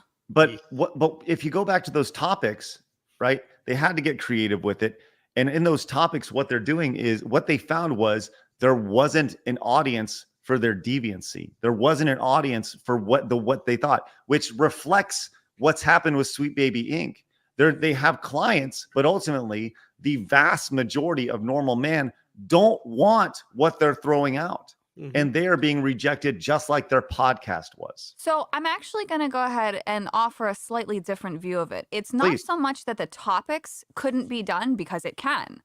It's the way that they did it. They are not the type of person who is naturally entertaining. When I listened to the Super Smash Bros. Thing, pain. It made me uncomfortable. It was so painful. It made you uncomfortable? Yeah, it made me uncomfortable. Now, I'm going to go ahead and out myself, just to be very clear here and maximum transparent. So I have a Discord with some friends of mine who I met last year on 4chan. And occasionally we sit in the Discord and we do absolutely stupid tier lists. We will rank all sorts of things. Whatever somebody's topic is for the day, we will rank it. So whether it's something as obscure as who's got the best hat in Pokemon, or what Digimon looks the best naked, whatever, right? We do dumb, stupid, deviant shit like that, right? But we have a good time and we're actively laughing through it. I'm saying all of this to out myself to say that perhaps I would be the target audience of this particular podcast.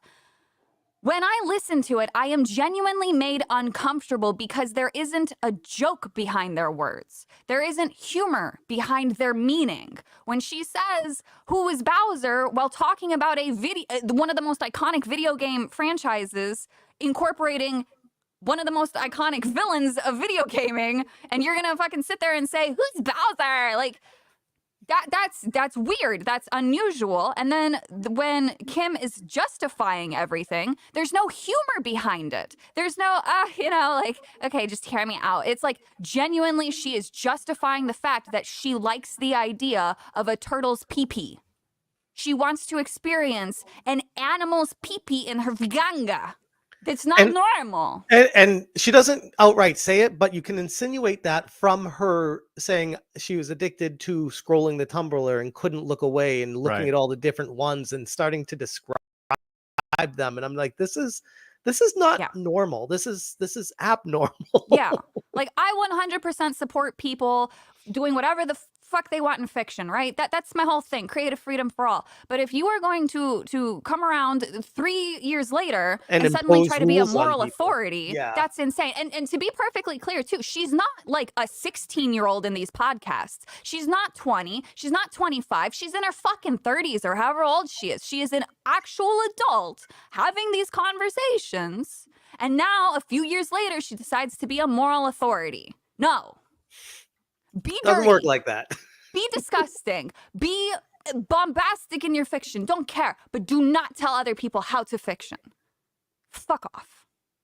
And that's my biggest frustration with all of this is just the authority and level of power they've been granted by the powers that be and the backing up that they're getting from the journal mafia right now, where anytime anyone dares say anything about it, it's full defense. Like, oh, they're all doing this and that. And it's like, no. We're calling this out because they're trying to impose rules of how we're allowed to enjoy our media. And these are the people that tell us what they enjoy behind the scenes. And it's like, no, you can't make the rules. There's a contradiction here. Well, and the beautiful thing about this, Sav, is that you've done about 12 hours worth of research. That was impressive. Very impressive. That was about 3 hours. I actually have more archived as well, but there's one last point to make that I think is really interesting that also shows how these people operate. So go ahead and pull me back up here. So this is something that Master of the TDS initially sent me just to also add to clarification. So if you look over here, this is Unknown 9, right? The game that just came out. Yep. So obviously we have Kim Belair here listed as working with Sweet Baby Inc. through the company. Well, look who else is listed. Ariadne, associate producer. Yet at the time, she's still working for Sweet Baby Inc. There is one more connection. Another individual, another founder of Sweet Baby Inc. was also the communications director at Reflector. Give me 1 sec just to David verify. Bedard. I didn't add this image, but I'm going to now. Hang on. David Bedard, Kim Belair. Those this one, David, primary. I think it is. Yeah. This is the guy who's Sweet Baby Inc. Yeah. Can I interrupt just real quick, Savvy? Yes. And just to splice in what Savvy's saying. You see my screen now? Mm-hmm. Yeah. This is the Reflector about us. And so diverse. I ran a cross-reference on these names. These are the 5 leadership team. None of these people appear on, hold on a second, let me bring it up. On this. And what is this? What are we looking at? This is what Master of the TDS was sharing with Savvy too. This is the Shorty Awards for Unknown 9, and it gives the entry credits for Reflector Entertainment, and all these people listed here, none of them are listed from the leadership team. I find that very strange. Why? How? Yeah, a small studio like that doesn't make sense. If the studio was massive like Ubisoft, I could understand it, but it's like, where are these people? Why are they not listed on the credits for the Shorty Awards from the studio, but yet these are all the people in charge of the studio. It's very weird. strange. Wow, man, this is an amazing rabbit hole to say the least. And I can't believe that you guys are like savvy. Great job on this. And I feel like this is just the tip of the iceberg for you as well. Mm-hmm. So yeah, it's weird, but the Unknown 9 thing really tells you how they operate, because you have 3 people listed for Sweet Baby Inc., but only 2 of them, but only one of them is actually listed for Sweet Baby Inc. The other, despite working for Sweet Baby Inc., also work for the studio, and they're not disclosing the fact that they're also Sweet Baby Inc. Wait, 2 of them? You mean 3 of them? Yeah, 3. Yeah. 3 of them. All 3 of them work for Sweet Baby Inc., but only 2 of them. 2 of them don't list the Sweet Baby Inc. on it. They actually work for the company. Why would Kim Belair? Why would it say story architect at Sweet Baby Inc.? But why would it not say? That's so weird. Yeah, because they have actual positions within the company, which is also how they can kind of get away with things. They'll have. But how did the company get founded? How did it get started? Who started it? Was this a Sweet Baby Inc. baby? Like, did they just get together one day and be like, okay, we got our consulting mafia, let's create our own studio, and then use our consulting mafia to push our studio? It's very strange. The whole thing doesn't make any sense from a normal business structure. And the fact that this studio then got picked up by Bandai Namco EU, or the UK version, or whatever the EU or UK version, like, because it's weird that it specifies that as well. It wasn't just bought by Bandai Namco. It was bought by Bandai Namco EU. Mm-hmm. Interesting. So why is that a distinction that needs to be made? Wouldn't it just be Bandai Namco, or do they now operate independently? This really goes back to something that I've said forever, is the gaming industry it's one big club. You're not a part of it. Right. And this is a great example of, once you have those relationships and you're in the club, you're in it, and you're not even, like, you as an outsider are not even a consideration. It's all about them and pushing the thought process and the relationships that they have within their narrative. And going back to this, I just think that Sweet Baby Inc. was one of those things that just real quick, Craig, can you Yes, share sir. my screen while you're talking? Sure. I think this is one of those things that when it comes to this is the grift that stuck for all these folks. Sweet Baby Inc. is the thing that stuck. So that's the way they're going to continue to do it, and they're going to continue to fight despite the things that they're preaching as being the moral high ground or whatever it may be. It's like they're degenerates. Go ahead. What you got, Smash? This is how it began. Just curious. Reflector's acquisition in the fall of 2020 was part of Bandai Namco Entertainment's larger strategy to expand its Western content development efforts. So they were just right place, right time, from what it sounds like. But I don't know how Reflector got started. This is just the article on how Reflector became a Bandai Namco owned studio. Which doesn't make any sense. I don't know why they would buy a studio whose final product looks like this, so I can only imagine what the pitch looked like, which means they have to have some sort of higher up connection in or it might be Bandai as simple Namco. as ESG scores, DEI, and they know that this is It could be huge- that too, just huge for useful tax idiots. breaks. Like, look at all the diversity, tax breaks. Here we go, free money. Let's just buy the studio, and it pays for itself. I'm surprised somebody hasn't looked into Sweet Baby Inc.'s tax filings. And to see kind of what revenue that they received, because all that stuff's public, right? You can find all that information online and see kind of what they're charging. I think that's something that should absolutely be looked into. I mean, by the way, sorry, you're right. By the way, I don't know about Canadian tax filing, but I'm sure it's similar to American. But this is interesting. Awesome projects. In addition to Unknown 9, we've begun developing a new experience for a popular Bandai Namco property. Click on the link. Pac-Man? I'm scared. Share this tab instead. And there's a lot here. This is And they even say that they want to put their spin on it, their creative spin on it. So creative. A popular Bandai Namco IP. I mean, I'm just going to go by what I see here. They got the Pac-Man in the background way in back there. I wouldn't be surprised if there's Pac-Man. Something to do with Pac-Man. Man, what do you do with Pac-Man? I don't know, but Kim Belair talked about Pac-Man and how horrifying he Oh was. yeah, the Langoliers.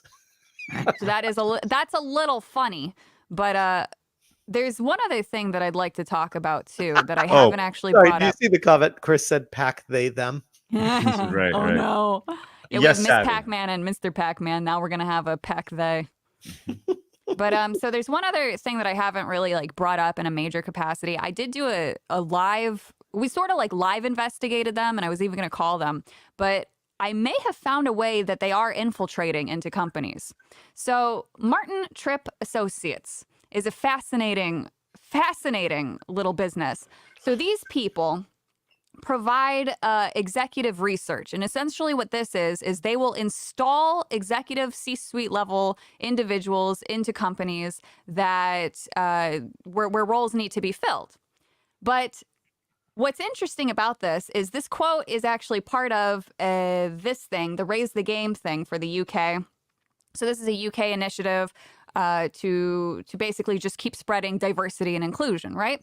So if you come down here, this guy, James Dodd, Martin Tripp Associates, that's the website that I just pulled up. Monocultures solve problems the same way, continuing to give the same answers, and are slow to change. Diverse organizations are nimble, think differently, and are, frankly, a lot more interesting places to be. The quote is copy-pasted from the website to here, and I thought that was a really strange thing to do. Mm-hmm. The reason why that is able to be done is because he isn't just a Martin Tripp Associates individual. No, this individual, James Dodd, actually is part of the board for this thing, which makes this raise the game thing. It's so one he's big on grift. the board. It's one big grift. It is, yeah. So he works for Martin Tripp. He's on a UK board to promote diversity, inclusion, and gay stuff. And then he makes this, but doesn't disclose that he's part of the board that made this website. Instead, he makes it look like he's part of another company. So back to this company and why it's important, right? So these people actually come out and say, too many people recruit people that they know. Their whole job is to recruit people that they know. So they also go on to say that we're proud to have a 50-50 gender balance in the company, to which I actually emailed them and told them that this was considered hate speech under UK law because you're basically ignoring the 57 other genders. And I did kind of report them. So we'll see if anything comes from that. But why do they matter? Why do they matter, right? Why do they matter indeed? Holy shit! Media, technology, information and data, events, gaming, education and e-learning, theater and arts, e-commerce, TV and film, marketing and communications. Keep in mind, they are putting people into positions of power into companies. So if we come down here to gaming, they tell on themselves, and it's my favorite thing. As gaming headhunters, we have worked with some of the world's largest gaming studios and pre-launch startups. We have placed producers, studio heads, development, engineering, tech, and AI leads, creative leads, and commercial leads, and more onto some of the world's most innovative games. Contact James Dodd to find out more. Wow. Now, if we come back over here to Raise the Game, we can go up here and look at our pledge partners and wait for it to load because it's very unoptimized. And we're just going to have a little scroll. Whoa, would you look at that. Look, guys, you're going to see some names that you know. You're going to see big names. You're going to see small names. You're going to see names you've never seen before. And when you click on all of these things, look who recently had layoffs. Wow. It all starts to make sense. Keep in mind, James Dodd owns this initiative. He works for Martin Tripp. They install people into positions of power. Oh, look who made bad choices recently. It's crazy. Wow. It's crazy. This is a lot of companies for a small operation to be doing all Now, this. this is obviously just a pledge, so that way you pledge to continue spreading DEI initiatives. Now, it gets even funnier because Ubisoft. Yeah, I'm trying to make sure everybody has a chance to see all of this because it's ridiculous. Wait, now, no Sweet Baby?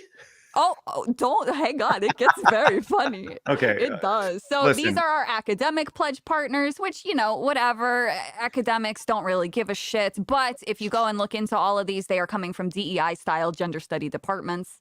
And our pledge supporters. Why is this one important? Well, these are charities, representative groups, or other organizations involved in the video game industry. Now, if we scroll down, Oh, gaming! which was recently exposed for certain things. Interesting. But it also gives us a really nice list of things to look into. But the one I want to point at is Melanin Gaming, which guess who's connected to SBI? Oh, boy. And POC in Play, which is another one that I need to do a big write-up on. But these ones are some big bullies. It's very funny if you go look into all of their tweets. Oh my there's goodness. Save Point.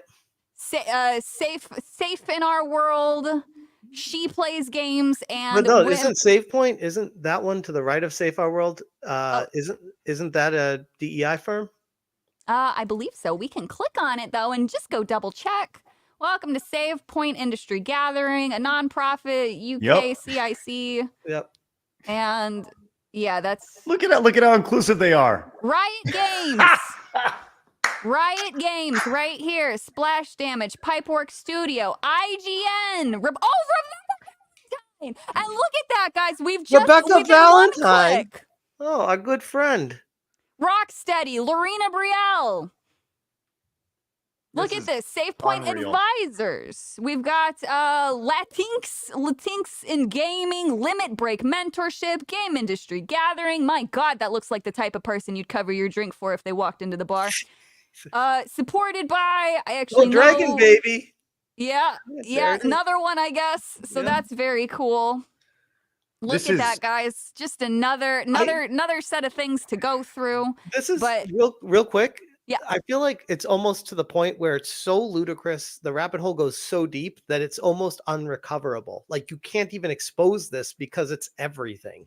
I sound insane by No, being able you to don't. connect all of this. I don't know how you even expose it because they put it right out there and they're like, yeah, what are you going to do about it? Well, then they get mad and they delete everything. I'm actually surprised they haven't taken this one down yet because I'm the reason why the ERGN had to take their shit down. When they get enough pressure, they will. That's the thing. But so please, everybody, archive this, go through all of these websites, and you will see exactly what I see every single day. It's the same handful of people. This women in games thing, guess who that actually I can connect that to? The chick in Yotai. Oh, yeah. Erika Yeah. Ishii?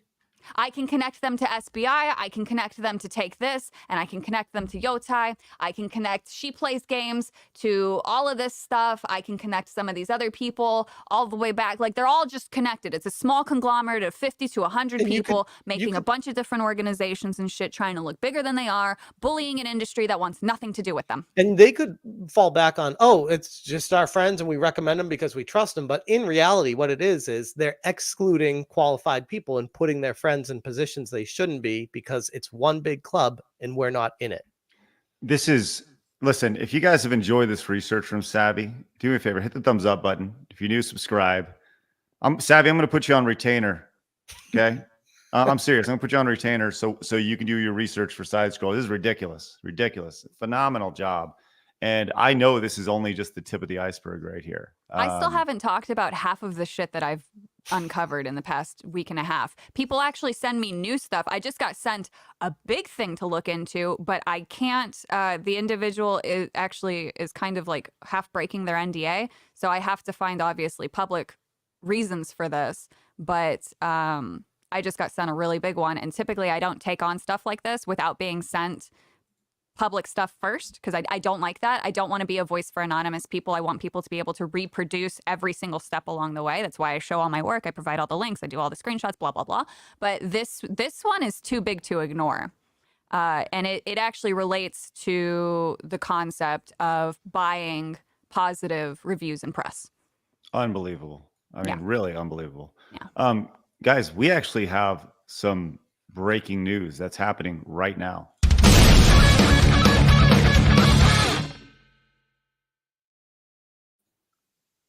Concord developer Firewalk Whoa! shut down There it is. by Sony. Holy crap. Concord developer shut down. Sony shutting down Firewalk Studios. That's the news by Bloomberg's Jason Schreier and Insider Gamers was quick to be able to corroborate with sources. No other information is known at this time, but stay with Insider Gamers. So there we go. Isn't it interesting, by the way? Broken by Bloomberg's Jason Schreier, who I'm learning more and more how he has so many connections and friends in the industry that protect him and he protects them and gives him what do you call it? Access? What kind of access was it again? Access media. Access media. And it's interesting how Jason Schreier is the guy that always gets those stories. Just a curious side note to this. Yep. Well, no information about this outside of they're shutting it down.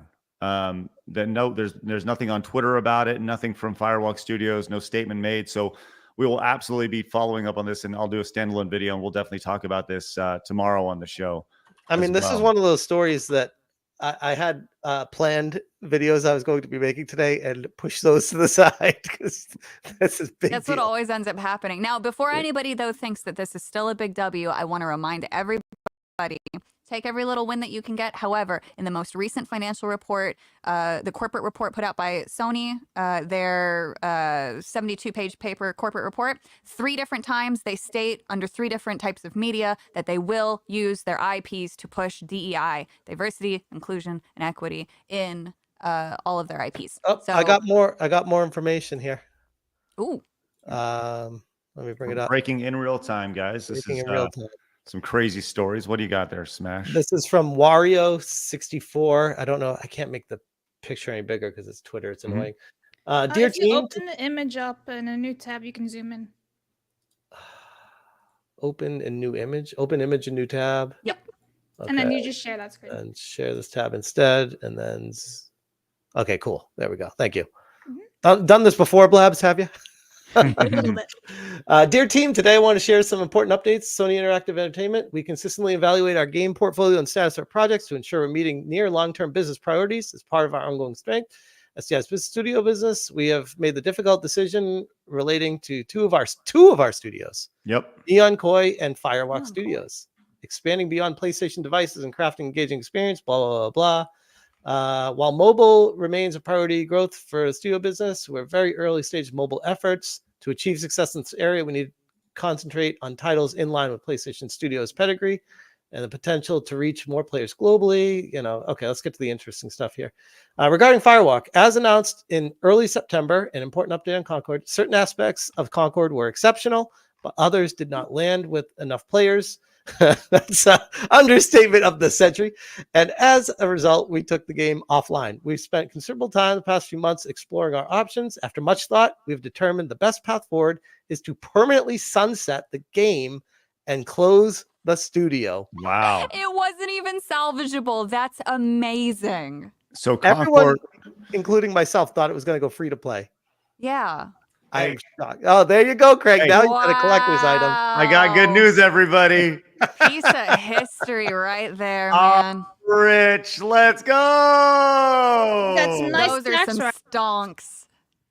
Oh man, is there more to that, Smash? There is more to it. I'm opening up the second image right now. Give me a second. Share this tab instead.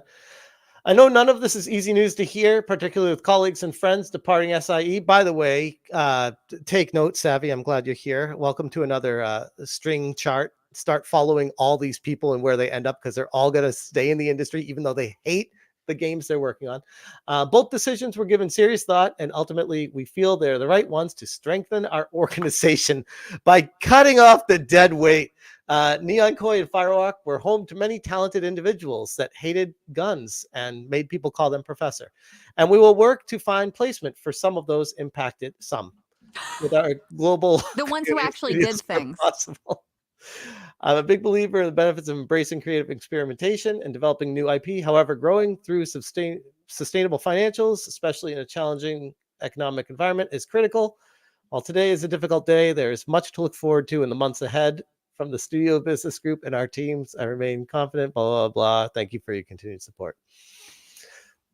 They Wow. didn't even want to funnel money into it. That's how bad it was. Sony Well, is willing to lose so much money over things that they At what weren't point do you- willing to lose money on that. At what point do you cut your losses?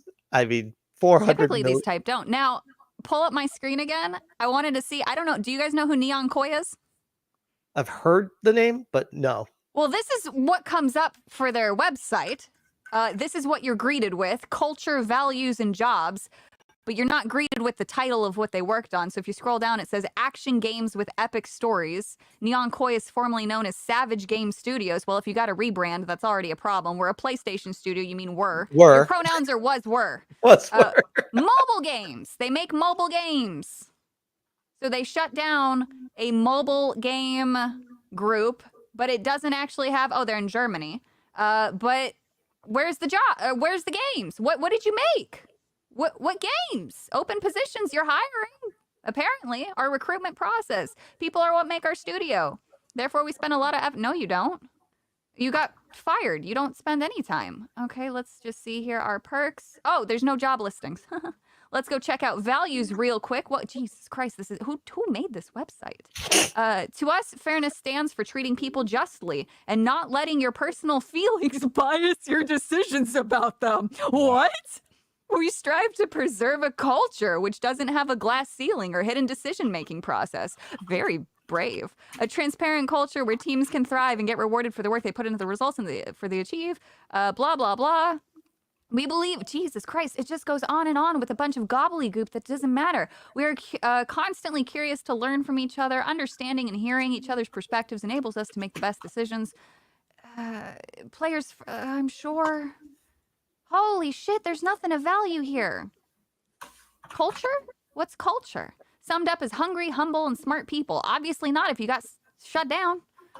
Can I find anything of value? Does this look like a game company to you guys? Or is this just like free money for people who don't do anything? It looks like DEI puked onto a web page.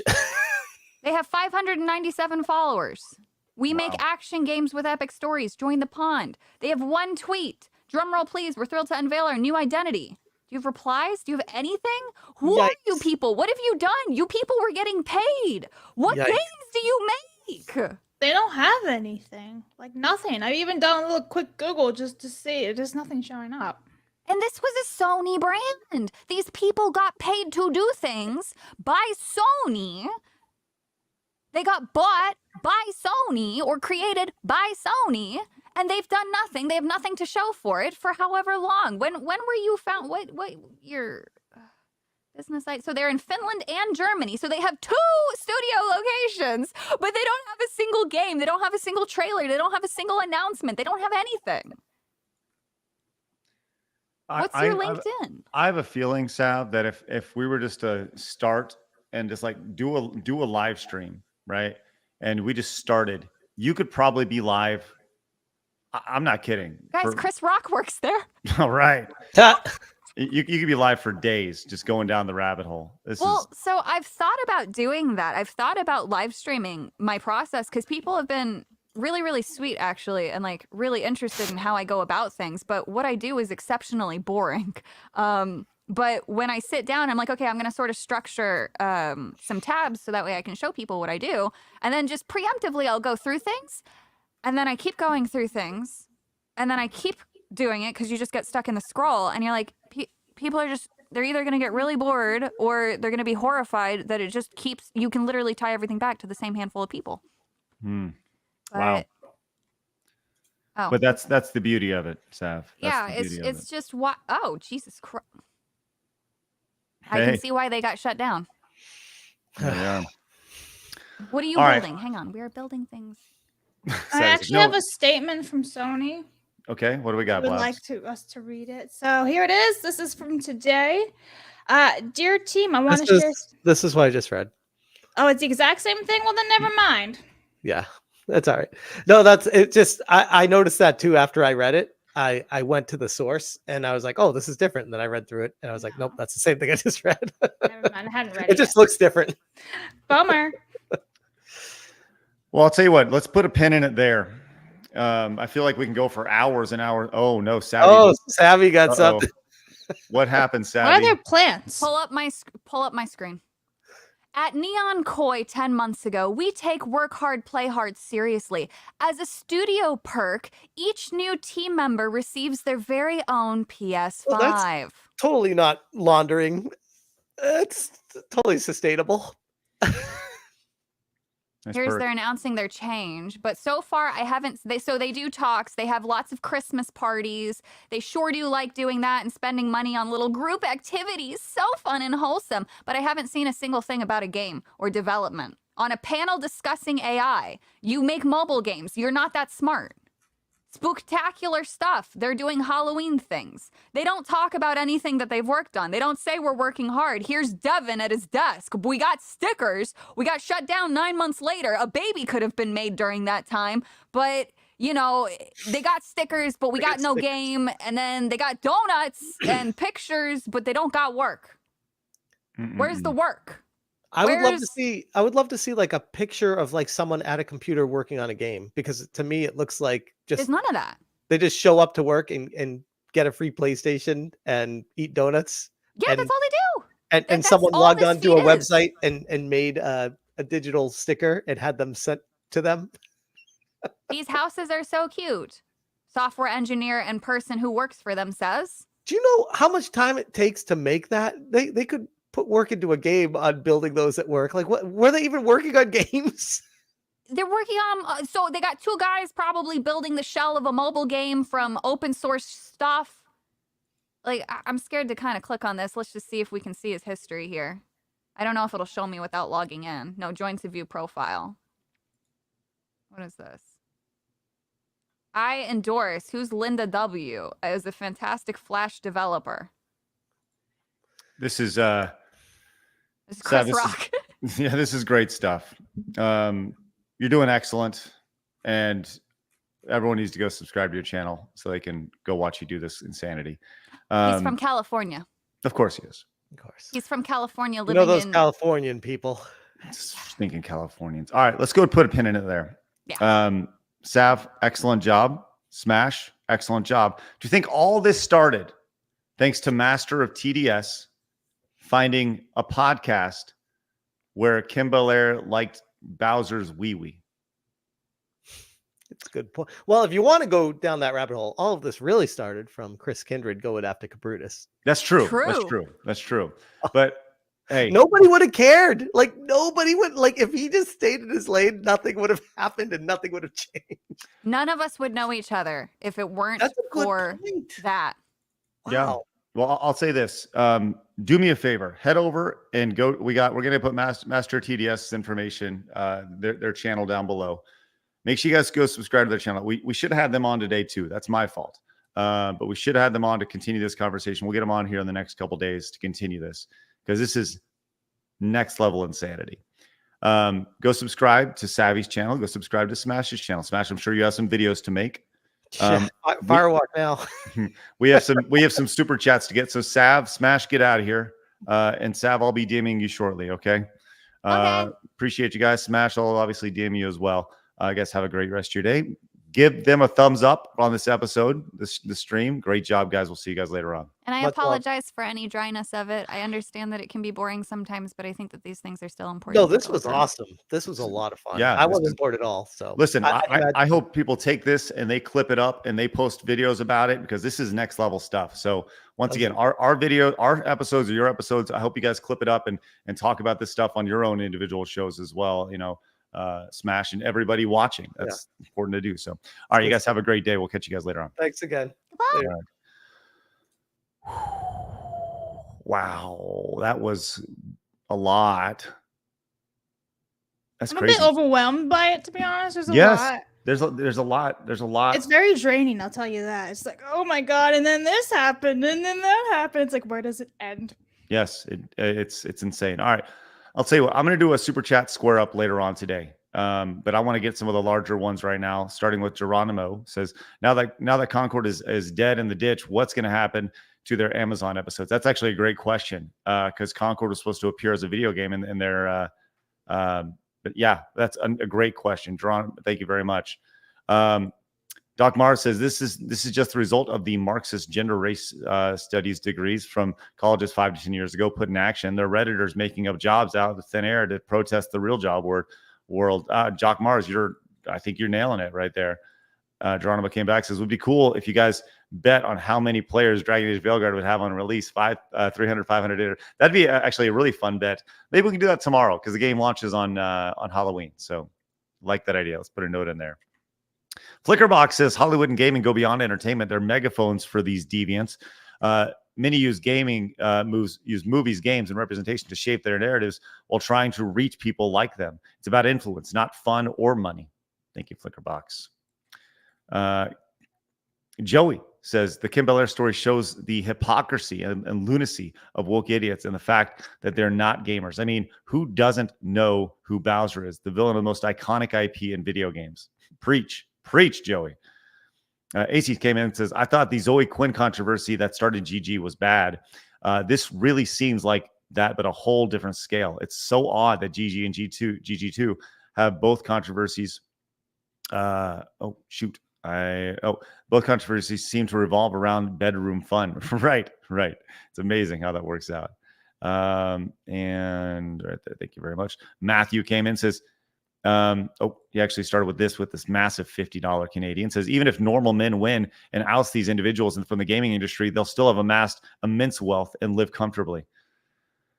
That's the sad part about it. He says, and I'm really passionate about this because those people that we kick out shouldn't have that kind of money. You four should have all that kind of money. Well, thank you, Matthew. We're going to do our best to change the industry. We appreciate your monies. Stay at Home Hippo says they're actually trying to even the playing field, make those who are actually attractive to look fugly and prop themselves as the premier excuse my word, snitch. They have nothing to offer, so ruin others. Radical Drago says this is like Melissa calling everyone simps while simping for someone herself. Birds of a feather, as the saying goes. Thank you. Appreciate that. Silverado came in and says, it's funny. Modern woke ideology can be traced back to French universities in the 60s. I've been saying this forever. It's all one circle of garbage. Pelican says, Savvy, are all your songs written? I'm sorry, I didn't get to Savvy on that. Master Gawa says, I love adult workers, but why does it always come down to women that failed at the adult entertainment that are trying to ruin our games? Our enemies have a type. Now you know why they have games with bear sex. Mercenary says, I'm all for liking fantasy, but these people want to make their fantasy into reality by force. And if we don't like it, they want to get rid of us. Can't tell reality from fiction. Constanza says, yes. And those are the same type of people that the normal man call a normal man weird. Right. Gazalarian came in and says, these people virtue signal telling us that we are porn-brained and the male gaze objectifies women, but they can be as degenerate as this and tell us that we can't enjoy characters like Eve and Lara Croft. Hippo came back, says, it has been said before, but those who preach about desexualization women tend to put sex in some of the most weirdest, disgusting stuff, or want to put sex in child entertainment, a habit and history. And Bjorn came in and says, you can drag the tabs out of the original browser and it will auto expand in the new browser to hide the dirty stuff. Thanks, Bjorn. Appreciate that. All right. And the Real Melee K says, hey, Savvy, I'm struggling to get the support for my The Office theme fan fiction. Able to share any fiction. Sorry, K. Appreciate that. All right. We do see everything, but we do need to roll. And I'm going to do a super chat square up a little bit later on today. Those are in my inbox. Yes, Blabs? They will be. Okay, excellent. Appreciate y'all's support today. If you guys did super chat, know that it will be read a little bit later on, and know that we greatly appreciate it. Lumi says, just popped in to say that Sony has just closed Firewalk Studios. Sorry if it was already talked about. And hey, everyone. Yeah, we did get to that just a minute ago. Thank you, Lumi. Appreciate your support. But with that said, it is time to go. You guys have a great rest of your day. We're definitely gonna cover this because this is a deep rabbit hole. You guys have a great rest of your day. Appreciate you guys popping in. Hit the thumbs up button on your way out if you enjoy this insanity. With that said, people are going to try to keep you down. Don't let them. You guys got a goal. Go get it, Blabs. Fatality. See you later. Bye-bye.